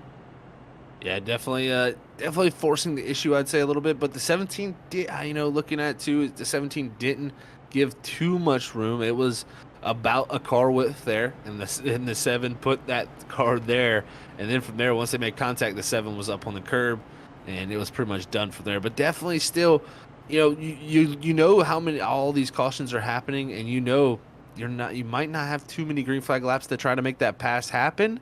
So as a driver, the laps click away here on their caution. You got to make something happen while the laps you do have. That's probably why some of these drivers are maybe getting a little bit desperate here. And with 65 laps to go, 64 now as Mason Hausman crosses the start-finish line. We see the 3 of TJ Roberts getting another lap back. He has really tried to claw his way back up into this field. I think that leaves him 2 laps behind now. So he was 5 laps back, but right now the leader, Mason Hausman, with a 21 behind him. Adam Buzzio doing really well trying to get this win as well. And it just goes to show that any strategy can help, but sometimes the incidents around you just got to capitalize.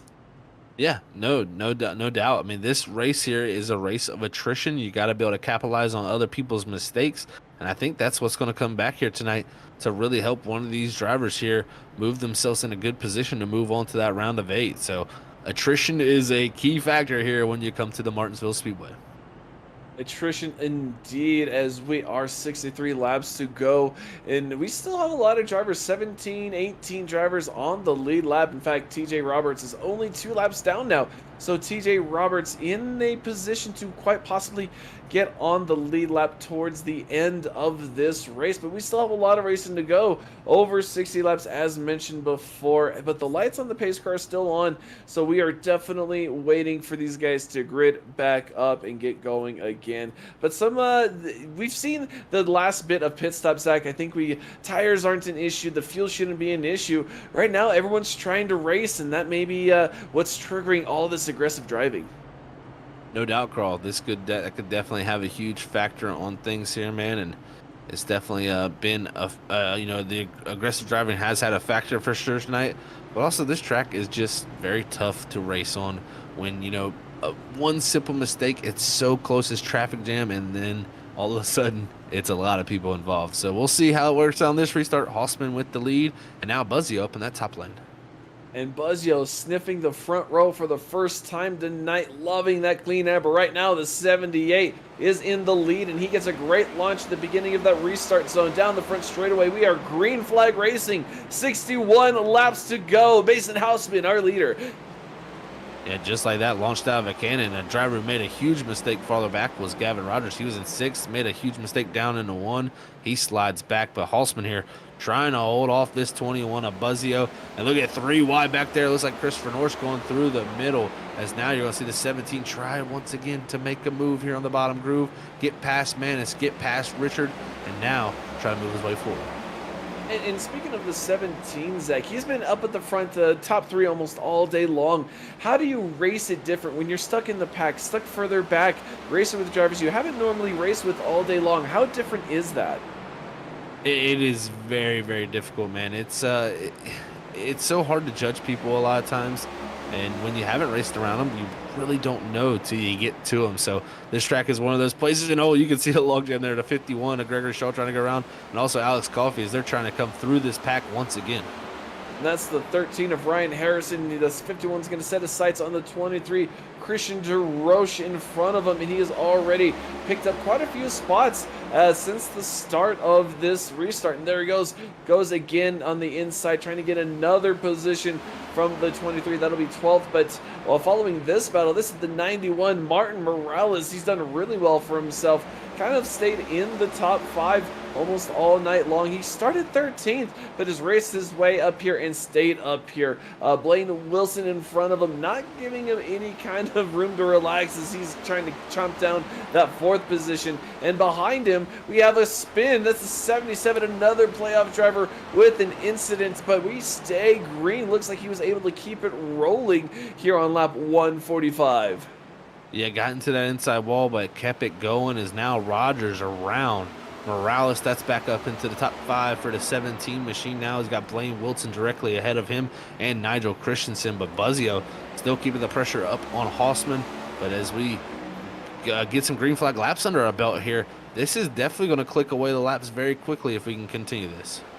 And we are coming up on 54 laps to go. Almost 3/4 of this race are in the books. And right now we're looking at the battle for 4th as the 17 gets right up on the bumper of Blaine Wilson through turn 1 and 2. He looks to the inside, but gets the door shut on him by the 18. Blaine Wilson holding on hard to that 4th position.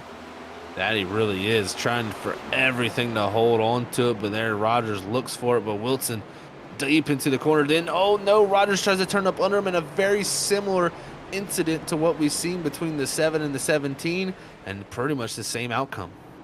And that'll cause another yellow flag here on lap 148. More aggressive driving, more drivers trying to better their outlook, and that was the 17 of Gavin Rogers getting into the quarter panel of the 18, Blaine Wilson. And Zach, there's going to be a lot of heated drivers towards the end of this race, because and there hasn't been really any kind of one-setter pair of drivers. Everyone's kind of been going after each other, really just trying to get that track position.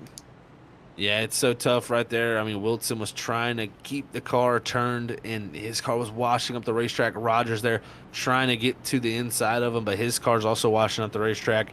It's just one of those things you gotta sometimes wait to make that move. But 17 at Rogers most likely going to be receiving an EOL. We'll have to see again if that is given to him. But man, definitely a tough break for one of the contenders there for the race win. And Blaine Wilson, you got to feel for that guy, because he just worked his way into that top 5, was running a good race, really hadn't had too many things go wrong for him, and then right there now back in the 17th with 50 laps to go in this race. Well, let's also talk about that mistake. If Gavin Rogers does get that EOL penalty for causing an incident, he was only 3 points in the good going into this race. He's gotten some stage points, but will it be enough? He will be probably starting at the end, and we know how quickly the points can shift. So that's got to be at the back of my mind if I'm Gavin Rogers. Definitely got to be in the back of the mind for sure, Carl. And right here, the 78, he's got to be feeling good. Halsman has been able to get to this lead position. He'll have control in these restarts.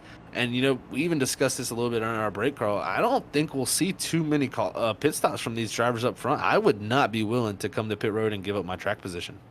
Oh, definitely not, Zach. We've seen all night long where really fast cars end up in the back due to pitting for one reason or another and getting caught up in incidents, and that's what everyone at this point is trying to avoid. But as the run goes on, as this race slowly ticks away, we're seeing where these incidents are moving further and further up in the pack for the lead, for second, for third, for fourth position. These drivers are pushing it to the limits and just making a slight miscalculation, a slight error in causing this calamity of cautions. But we do see the 21 and the 78 look to maintain a decently clean racetrack as the 20 of Nigel Christensen breaks into the podium for the first time tonight.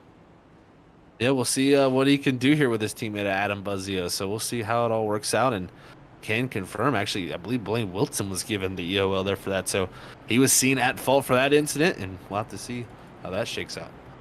And we will definitely see that'll maintain the position for the 17 as he sits in the fourth position. And with his sights set on that lead, he's in that second row, so we will see what the 17 does moving forward. But in front, or I'm sorry, behind him and inside is the 83 of Christopher Norris. We've seen him really ramp up that aggression later on in this run of the 91 of Martin Morales sitting there in sixth position as these drivers make their way around 3 and 4 one more time, getting ready to see that green flag wave, and the 78 is away through the restart zone. Green flag waving, and we are racing once more in Martinsville.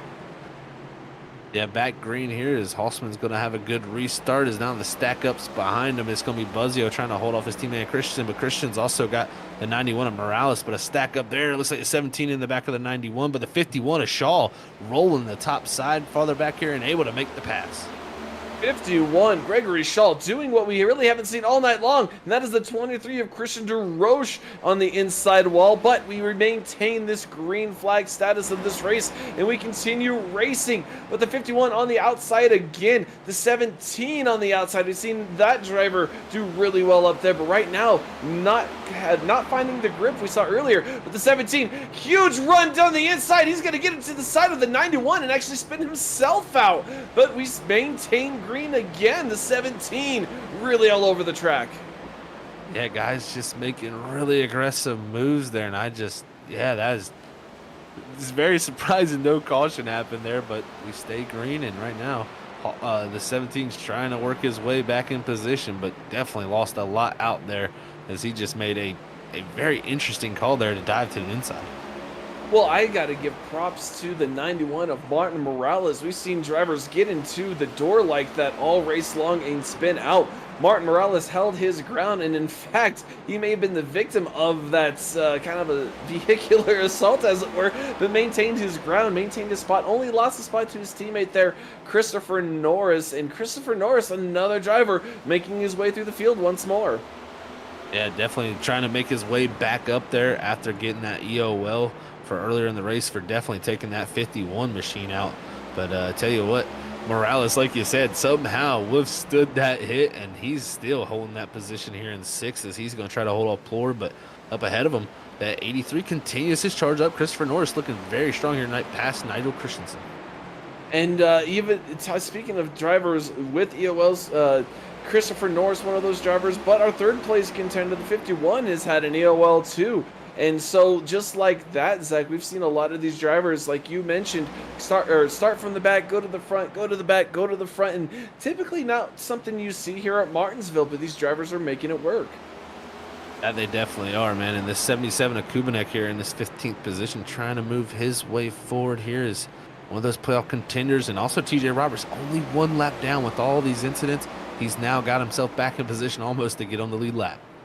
And TJ Roberts, if he got on the lead lap and got a little bit of that track position, that would be a car you would want to watch out for. He was fast in practice, he was fast in qualifying, and we see him have that speed here tonight later on in this run. But these drivers are just trying to get these next 38 laps in the books so they can wrap it up and go. We've had 14 cautions tonight for 71 laps, but right now we have a solid green flag run with the 91 trying to hold off the 38 of Jamie Plord.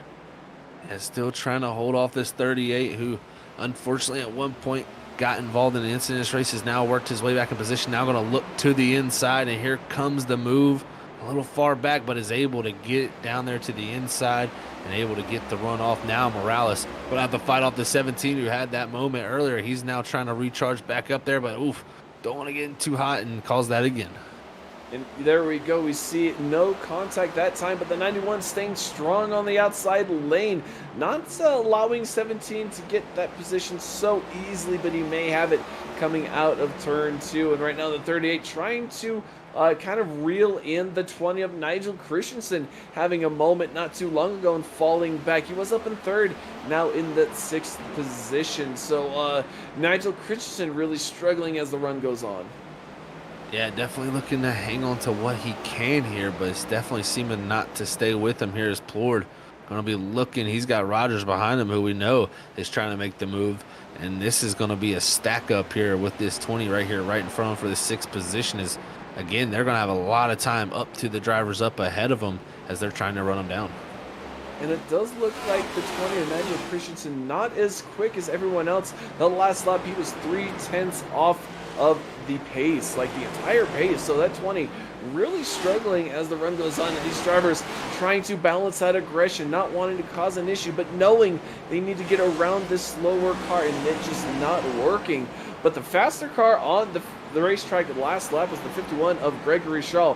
He has reeled in the 21 of Adam Buzzio.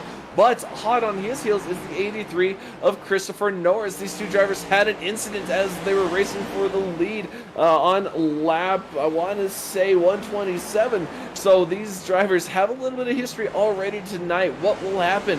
How will it all shake out as we still have 30 laps to go as we cross the line? Yeah, and I tell you, that's fresh on the mind of these drivers. You know, if it happened maybe lap 10 or 15, maybe you would have had some time to forget about it. Oh, but the caution comes back out, 15th of the night. And I believe there's a car here parked up on the front straightaway. Unsure who exactly that was involved in that one. But man, oh man, another caution here to bring it out. And I believe that may have been the 23 of DeRoches. No, sorry, I can't find it.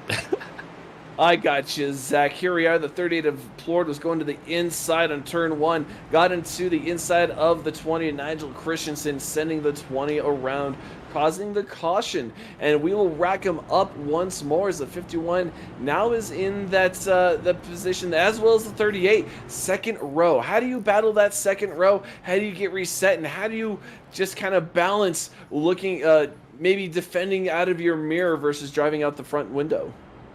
It is tough. You know, always, you know, we see when you try to defend, it's so tough not to make the mistake. Then when you're trying to attack, it's also hard to not get into somebody. So it's one of those two-sided coins, and you got to figure it out as a driver. But I believe TJ Roberts there with this caution should get back on the lead lap. That's huge for the 3 machine. That he does. So back from 5 laps down. Took 172 laps, but man, it's going to be well worth it here if he can gain some track position late in this race and gain some ground, as he was the driver on that cut line, didn't get any stage points. It's going to be tough for sure. As 15 cautions here tonight. It's been a wild race so far in these last 30 laps. I'm sure it's going to be just as wild. And just want to give the folks out there a confirmation, but due to Martinsville here tonight, we're not able to really show replays because of just how the system works with our program. So that's why we've been pretty much explaining all these wrecks. You know, doing the best we can. We know it's no substitute for actually seeing it, but we do try and let it know what's happening and how it's going down on the track. But like you said, Zach, that 3 of Roberts being up on the lead lap once more, and in fact, I don't know if my eyes are deceiving me, being scored in that 9th position. So going from 5 laps down to being a top 10 contender, TJ Roberts, got to give him the drive of the day. That we really do. This has been a great comeback for him. He's been trying to get back on that lead lap, and with all the drivers pitting, he goes straight up to 9th with that. So that's really going to be nice for him. I was surprised to see some of the drivers I did see pit. Gavin Rogers gives up his track position to drop back to 10th, so he's going to have to still climb back through the field. But we'll see here as we're going to be looking to go green possibly next time by, as Hossman's going to have control again, and he was looking very good out front. He was looking really good out front, but his environment has changed. We have Adam Buzzio in that 2nd position. Towards the end of that latter run, he was slowing down, actually getting caught up by the 51 and the 83. What will happen on this restart? We see them side by side. Lights are off on the pace car, but what will we see when we go green with all these drivers thinking they are a little bit faster? And a lot of the drivers with contact in the past with some EOLs are now at the front again, and we have 25 laps to figure it out. But right now, the 78 in control of the field, rolling through turn 3, turn 4, getting into that restart zone. The green flag is waving it away. The 78 goes again, with the 21 trying to cut off that inside line as soon as he can. Yeah, he jumped down there pretty quickly and did get that spot, but now Christopher Norris to the outside here in the 83. He looks to take advantage of it, and he does, but deep into the corner, almost making a mistake, but he holds on to it. Now Alex Coffey in the 7. He's the driver up top trying to make a move on Gregory Shaw as it's all coming into play here late in this race. And Zach, this is interesting. The last 10, 15 laps, we've seen the drivers actually be able to use that outside line, at least during the restart, have a little bit more momentum, a little bit more drive off. But as the run goes along, we see the 7 didn't quite make the pass on the 51 and is paying for it. But both of those drivers are paying for it in time because they are losing time to these 2 breakaway cars, or 2 leaders, the 78 of Houseman, the 83 of Norris. These drivers are racing hard here in the last 20 laps. Everybody looking for every little position here late in the going, and right now it is looking like it might be this 83 who's able to run up to the back bumper, but he's going to have Alex Coffey to worry about. That 7 machine's coming back up here. He hasn't been able to get to the lead tonight. It's been back and forth, but oh no, another caution, and that's going to bring out the yellow and change the whole aspect of things. As it's Kubanek backwards out of 2, as I believe he may have got a little bit of help, as I'll have to check that out myself. He did, from Martin Morales, just get a little bump. And that is just unfortunate for the 3 of TJ Roberts as well. I think he may have had a little bit of contact, but there's the 45 Dallas Manis trying to stay on that lead lap, and he looks like he will maintain that lead lap position, but only just as the 78 is right on the bumper. And this will be caution 16 of the night with 21 laps to go. This is really shaking up to see the survival of the fittest. That it will be. I don't think pit road is going to be utilized too much from the drivers up front. I think they've made their bed. They're staying out for the majority, or really the last 20 laps of this race. Now the question is going to be, how do these restarts play out? Hausman, you know, again, the environment changes around him. You're going to have that 7 of Coffee here now restart right directly behind him. Also, Christopher Norris now going to be up top in second, where we've seen Adam Buzzio be able to get a good jump and get down, but that's going to be tough to do if you're at 83. Well, I'm looking back here in the 6th position. Zach, Blaine Wilson got an EOL not that long ago, actually, for some contact with the 17. And here he is in the 6th position, already looking to try and make his move into the top 5. So good on Blaine Wilson to get back up there, but right behind him is the 17 of Gavin Rogers as well. So it's kind of a little bit of parody, Zach, seeing the drivers that have had incidents earlier on in the race coming back together for these restarts. Yeah, it is very interesting to see, and that's usually how Martinsville plays out. At some point, you'll get back around to that person who hit you, and you never know what might happen at that point. So very, very interesting to see, but I tell you what, it's going to be fun to watch to the end. And ladies and gentlemen, you won't want to miss a moment of it. In fact, after the race is over, we will be having our post-race interviews. We will talk to our top 3 finishers of the race, and we'll get their thoughts not only on this week, but next week as well. On top of all the playoff situations, all the points, we will be able to at least talk to the drivers a little bit and get their thoughts on it. But we still have 18 laps to go before we get to that moment, and we have feeling, Zach, we're going to get ready to grit it up again and go green. Yeah, it's going to be very interesting all the way down to the very end of this race, man. And I tell you what, we got to give another shout out to one of our great sponsors out there, and that is the Admin Box, folks. Make sure you go check them out at adminbox.com if you want race control at your fingertips, as it's one of the best button boxes out there, as it's got all types of pre-programmed commands in it that help you control the race as a race control. So make sure you go check out Admin Box and use our promo code FFB/BOXX at purchase for a discount. So thank you again to Admin Box and all the people who help support Freaky Fast Broadcasting. As we're double filed back up, re-racked up, 17 laps to go, coming to 16, Carl. This is going to be a wild Martinsville finish. Wild indeed. In the past 3 or 4 weeks, we've had a couple of green, white, checkered finishes, including last week at Atlanta. We may be in store for another one tonight, but 17 laps to go here. Field is in the hands of the 78 Houseman. Houseman launches like a cannon out of turn 4 into turn 1, and right there, the 83 holding strong on that outside line, trying to dip himself in front of the 7 of Alex Coffey, and does, but looking for a way around that 78, tries to go to the outside again. do that outside move, and he's going to try to make it happen, but goes around somehow, coming out of 4 there, and no contact actually. That was just a self spin by the 83 there, and going to bring out that caution, but Buzzio and the 83 both going to lose out big there. Well, Buzzio got loose trying to check up for that spin, and that allowed the 51 to get into him as well. So there was kind of a domino effect, everyone trying to avoid that spin that time, and that just caused some of that contact. And Zach, that might have been another one of those cases where you got too excited, you run in that outside lane, a little dirty on that outside lane, got too early on the throttle and caused that spin. We've been seeing it all night long.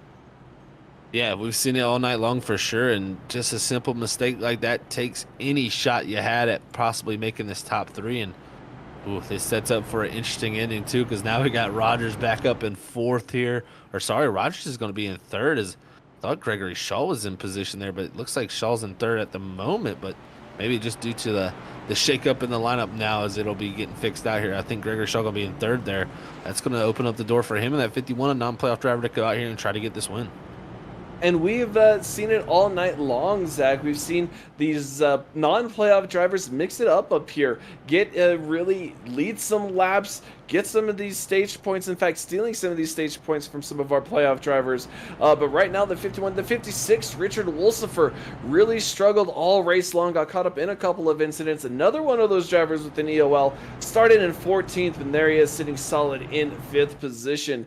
And those are the only 2 playoff drivers in the top 5, actually, is those 2. Going back to the top 10, they're actually, I think, through the top 10, Zach, those are the only 2 non-playoff drivers.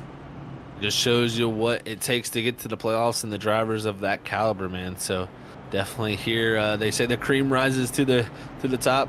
Well, it definitely has here. It's definitely coming to the end of this race here tonight with 12 laps just to go, as that pace car is going to be. It tell you what, the pace car has had a lot of work here tonight, but that's to be expected here at Martinsville. And Hausman, though, ever since he's gotten to his lead, he's done a great job to control all these restarts. I think, though, now he's going to have some very, very stiff competition behind him. He has the 7 outside of him, the 51 behind him, the 17 and the outside second row. There's a lot of fast cars here up in the top 5, top 6, and he's going to have his work cut out for him. That 7 of Alex Coffey started in 19th position. He sees the win in front of him, and he really, really wants it. I know he does. So Alex Coffey is going to be a driver you're going to have to keep your eye on. But will the 78 make a mistake, force the hand of the 7? We will have to find out here on one lap, as it is 1 lap to go. Drivers are getting side by side. Lights are off on the pace car. Yeah, lights are off on this pace car, and we'll see how it all plays out here at Martinsville. Is Mason Hausman going to lead us to the green? And Alex Coffey, can he make that outer groove work? Hasn't got a lap led here tonight. Started in 19th, now up in the front row. This is his chance to shine. And shine indeed. We see that purple paint scheme. Love to see it. Getting ready for Halloween, but the drivers are all bumper to bumper ready to roll. And there's the green flag, the 78 with a delayed restart. But the 7 was able to keep up, take the inside line right in front of the 51. The 17 trying to make that outside line work. And he looks like he's going to have that momentum going down the back straightaway. That he does. An outside line working well for Rogers there, but now Coffey to the inside, almost contact between him and the 78. Is this 9 laps to go here in Martinsville, down into 1. It's a log jam for that lead as they're all stacked up.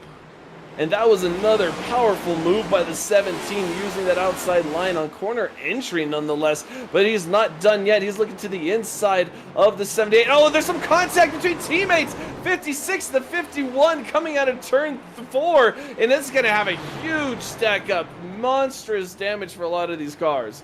And they have a parking lot off of 4 here at Martinsville, and multiple drivers involved. But yeah, like you said, teammates coming to blow, and we've seen it there. Just a simple bump from the 56. It's just a little bit of a stack up there, and just like that, it sends the 51 around. And that's just another heartbreak for the 51 up in the front of the pack and just getting just another tiny mistake of another driver just couldn't quite hang on, and he's gonna have to start at the back once more. And it's just the 7 of Alex Coffey though on the other side of that coin doing really well, being able to take away the lead from Mason Houseman and maintain it. He has 7 laps to go, coming on 6. We may see another checkered flag in Alex Coffey's future. That we may, man. This is so interesting. 19th, the first now for him, and gonna have to do a restart here in this lead. That'll give him the advantage of when to go. But we've seen right there, Hausman had that advantage, and Coffey was able to take advantage of it. So we'll see how it all stacks up. But this has definitely got in the cards for a wild finish. You got Plord now up to 4th. Also, Wilson back up in here to 5th.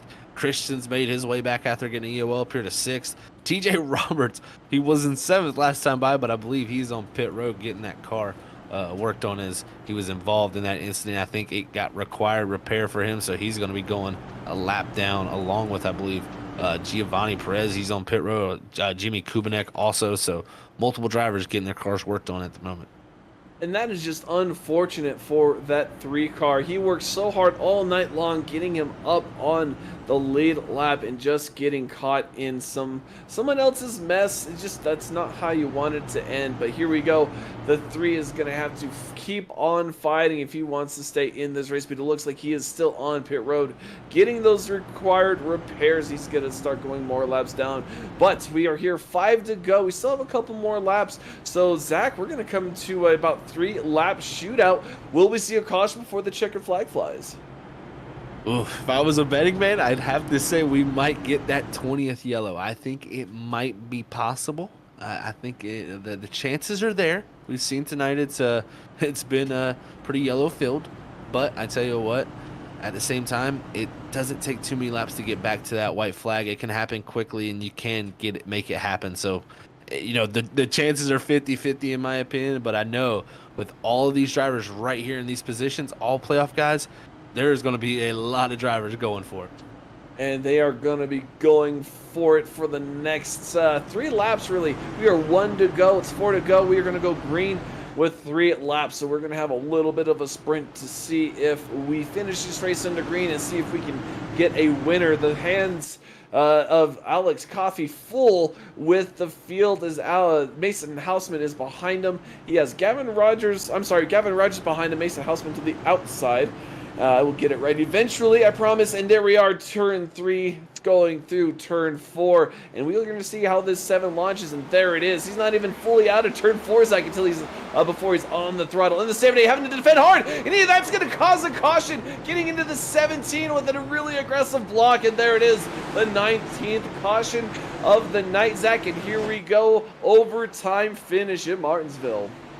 Oh, man, that was definitely a little over-aggressive block and just ended up head first in the wall. And it's going to be an interesting call to see who is deemed at fault for that for sure. But man, oh man, it's opened up the door now. Chad Bean is up into 3rd. This is opening a whole new can of worms.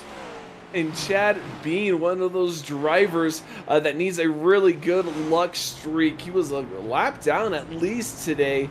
We saw him have some struggles at Sonoma a few weeks ago, but sitting there in 3rd position, the number 9 has got to be doing really good and kind of patting himself on the back to get him up there. But how do you keep that spot? How do you maintain? How do you improve? How do you get those points? All that will be decided as we tick off these laps, getting prepared for our first attempt at an overtime finish.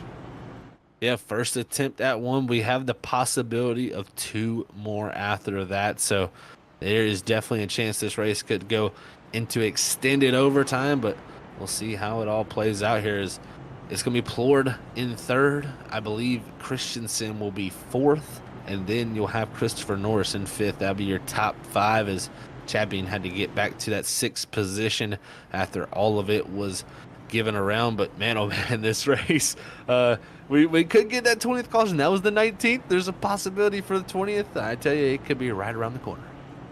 In any one of these corners, one, two, three, or four, there has been no safe spot here on the track tonight for any of these drivers. We have seen incidents up and down the fields. Like even our leaders, our fast cars, have been struggling with the grip, with the traction of this car on this track. So I think you are right. We may see our 20th caution here tonight, but we can only speculate as these drivers just tick away these laps under caution. How do you reset? And now you know you have 3 laps, maybe may get a caution. Do you plan for 3 laps, or do you think you can plan, do you want to plan for another overtime? Well, I think you got to plan for everything personally, because you never know here at Martinsville. And if I'm the 7 of coffee, I just try to do exactly what I did last time. He had an excellent restart and was able to get well outside the box and had a good gap. If you're Gavin Rogers, you're going to be looking to get down into 1 and have a good line to come off of 2 to possibly clear. And we've seen the 70 of Hossman. He dove right to the inside trying to cover it off from getting that start on the top. But, sometimes you don't got to do that. Sometimes you can carry that speed down into the outside groove. And if you get a good enough run off, you usually clear heading off into 3. So we'll see what Rogers elects to do. Can he get a side-by-side restart with Coffee if he gets the good timing? But it's so tough to do when you're that second car on the outside groove. It is just very hard to time it, especially when that lead car has a moment to go whenever they want. But we'll see here, Carl. They're double filed up. It's the first attempt at a green-white checkered. Who's going to win it? It's been the 7 to 17 for most of the season, and they're the 2 on the front row here at Martinsville. And these 2 lead cars have been putting a show all season long. Will we cap it off under the lights here at Martinsville? We will find out. The pace car is on pit lane. Field in the hands of the 7 car. The 7's going to get a great launch out of turn 4. We are green again here at Martinsville going into turn 1. Oh, and the wrecking behind Chad Bean is spun, and that right there, 20th caution of the night. There it is, and oh man, it's a wild one there. We're about to see how it has all played out after they get lined back up here. But man, looks like the 91 getting into the 9, but I think the 91 almost had a nose there. It's just a little bit of contact entering the corner. That's not what Chad Bean wanted. He had a decent top 10 night. He was in the top 3 for just a split second, and there he is getting caught up in something. And this will bring about our second attempt at overtime. And if any of you viewers are confused at home, what happens during overtime is we'll wave the green flag. If the cars come back around for a full lap and take the white flag, the next flag will finish the race. But like you just saw there, the caution came before the white flag. That will cause the field to get back together and have 1 more shot. We have 3 total attempts, and this is number 2, so don't go anywhere. We have a lot more action ahead.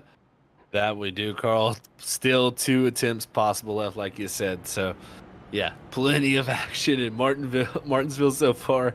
Has had that. It's been nothing but carnage for most of the night. We had that first very, very long run there, green flag run. But other than that, we've had pretty much back-to-back yellows, and it's been a logjam for these drivers trying to make it through. And just that leaderboard, I mean, it's been changing every single lap for these guys. So it's been very, very interesting to see, man. Fun and interesting indeed, Zach. It's been really kind of a crazy night seeing the aggression, like you mentioned.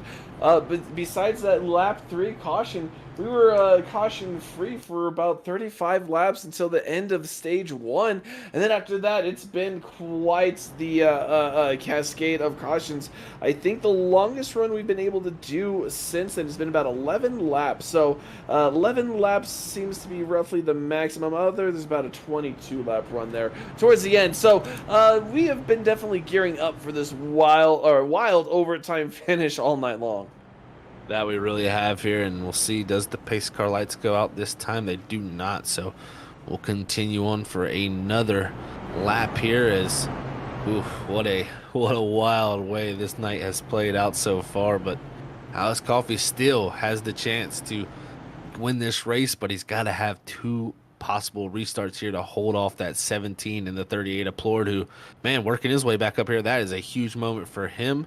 And as I believe we'll be getting that 1 to green here in the next few moments, Martin Morales will get that EOL, and we'll put him at the rear of the field there for causing that yellow. So we'll see how this shakes up, man. But, man, oh, man, this is a definite barn burner, if they'd say so. It is definitely something there, Zach. We've seen a lot of ups and downs tonight, but the 38 of Plord is on that cutoff line for the playoffs, and so he really needs a great finish here tonight and is in position to get it in that second row. But right now, getting side by side is the field. Lights are off on the pace car. We will go green another time for a restart. Will there be another yellows? You have to stay tuned to find out. Alex Coffey in control of the field. He's been launching really early, almost as turn 4 ends. Will he do it again? Yes, he does. The green flag is in the air. Another great restart by the 7. And the 17 with a decent restart as well. The 83. Oh, there's Chad Bean into the inside wall. And that will be another caution. So we will be able to rack him up again and go for our third and final time at overtime. Yeah, and a similar incident there down in the 1, just the 18 getting into the 9. I believe the 9 was braking pretty early and just sent him around. And from here, 21st caution and a full attempt here, a third and final attempt at green white checker, because if we get a yellow at this point, Carl, this race is over. And that'll be it, ladies and gentlemen. That's as simple as that. This is our final attempt. The next flag after the green flag will finish the race. Doesn't matter what it is, the yellow, the white, or the checkered. We will find out. But Zach, more pace laps, more cooling of the tires. I don't even know if they've gotten up to temp these last 10 or so laps. Yeah, that's a good way to put it, man. I tell you, these tires are probably pretty cold at this moment, and they're probably feeling like they got a ton of grip. So we'll see how the moves are made. But with all this shaking up like this allowed Christopher Norris also to get himself up in the third. He'll be able to restart in that bottom lane. That'll give him a better chance to launch. Plord's going to be now in 4th. We'll see how this shakes out. But the final attempt will happen this time, and this will be officially the end of the race if we get another yellow after this green flag. And this is going to be extremely interesting to watch. We've seen the intensity, the aggression out of that 83 ramp up as the race has gone on. Will we see the culmination of that as these final 3 laps tick away? We will find out, as he is in the podium spot, but he definitely wants that win tonight at Martinsville. That he definitely does, man. You want as many wins as you possibly can get, because you never know when the next one is coming. So you got to always have that in the back of your mind if you're one of these drivers. So let's see how it all plays out. Pace car lights should go off this next time by, and we should get the 1 to green and the last attempt at our green-white checker here tonight for 213 laps. And this has been definitely a finish for the books here, as we do actually have 2 more laps to go here, Zach.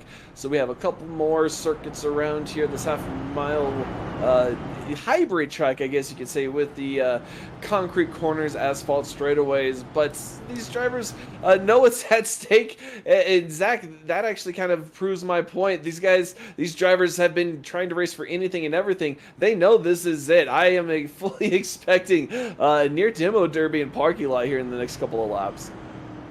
Yeah, I completely agree. They know this is it. So they know whatever happens after this yellow flag flies, it sticks. So they're going to be trying to go out there and get as many spots as available, especially drivers on the cut line.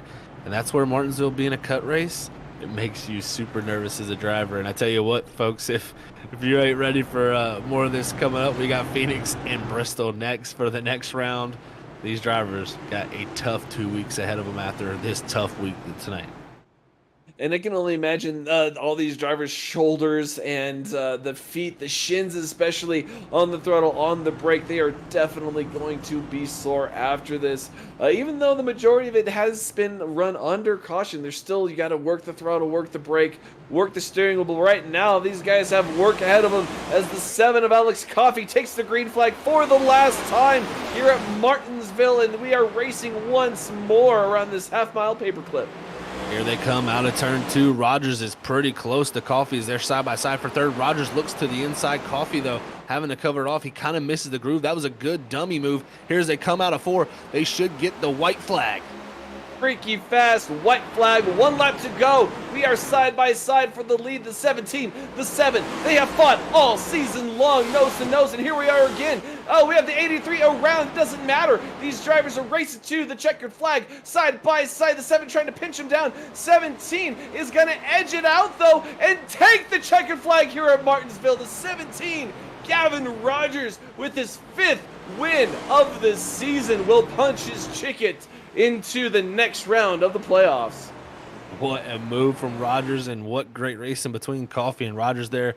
Great stuff between them. No contact being made, but the 17 comes back to win it all, man, after starting on pole. Great job by that 17, and a great job by Alex Coffee, also 19th to second. And just that great racing side by side, we see the 17 doing his victory donuts. Well earned, well deserved. He had to gut it out. Another driver, he took an AOL penalty. So just goes to prove that you can race it and make it here at Martinsville. Ladies and gentlemen, like I mentioned before, I promised you we talk to our drivers, and we will right after this, so don't go anywhere. We'll be right back to talk to our top 3 finishers.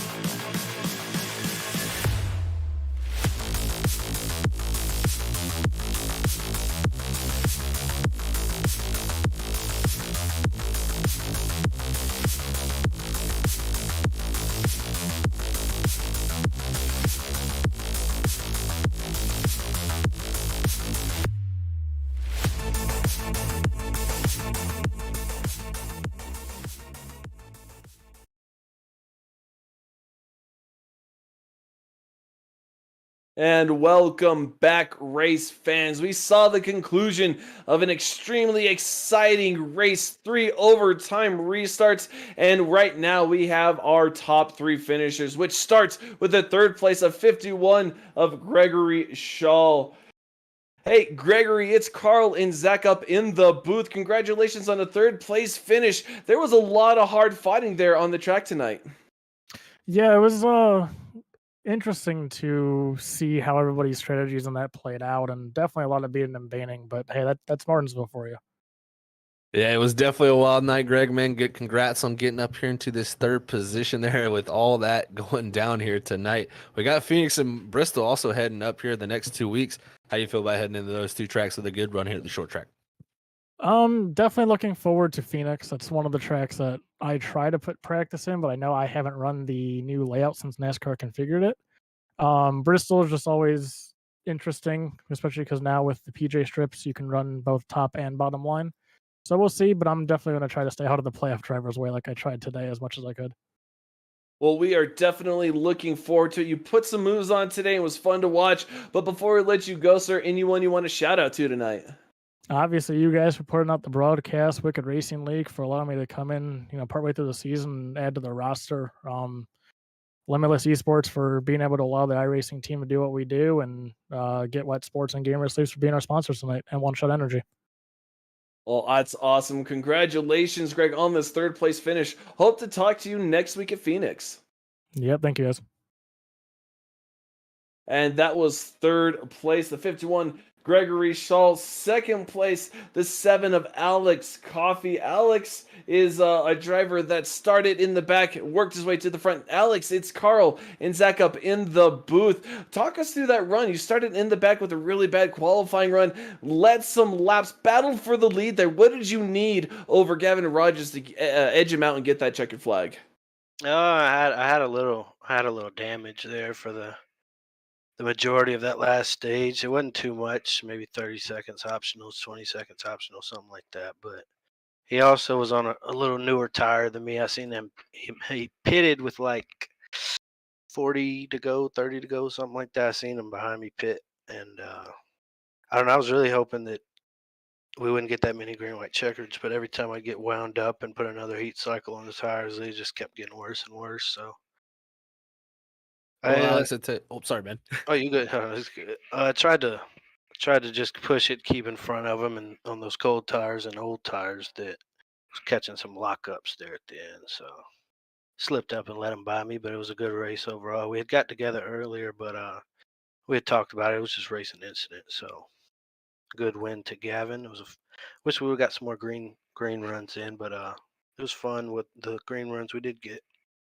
Yeah, definitely, man. I tell you, it was a great battle between you and Gavin coming down to the end there. That was great side-by-side action, man. And I tell you what, next 2 weeks heading up here, you're going on to the round of 8, Alex, and you're going to be a strong contender in it, man. But you got Phoenix and Bristol that lay ahead before that championship race. How do you feel those 2 races play out for you?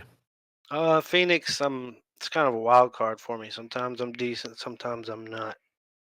But Bristol is one of my stronger places, so we'll hope to just stay consistent with the stages and finishes and make it to the top 4 and then focus on Charlotte. Well, I know I'm looking forward to both of those races. Before we let you go, though, anyone you want to shout out to tonight? Yeah, shout out my teammates TJ Roberts and Dallas Manis. Shout out my mom, she's probably watching. And yeah, shout out CNC Esports and Freaky Fast Broadcasting for the great job they do. Well, we definitely appreciate the shout out there, sir. Congratulations on your second place finish. We look forward to hopefully talking to you next week. Yes, sir. You have a good one.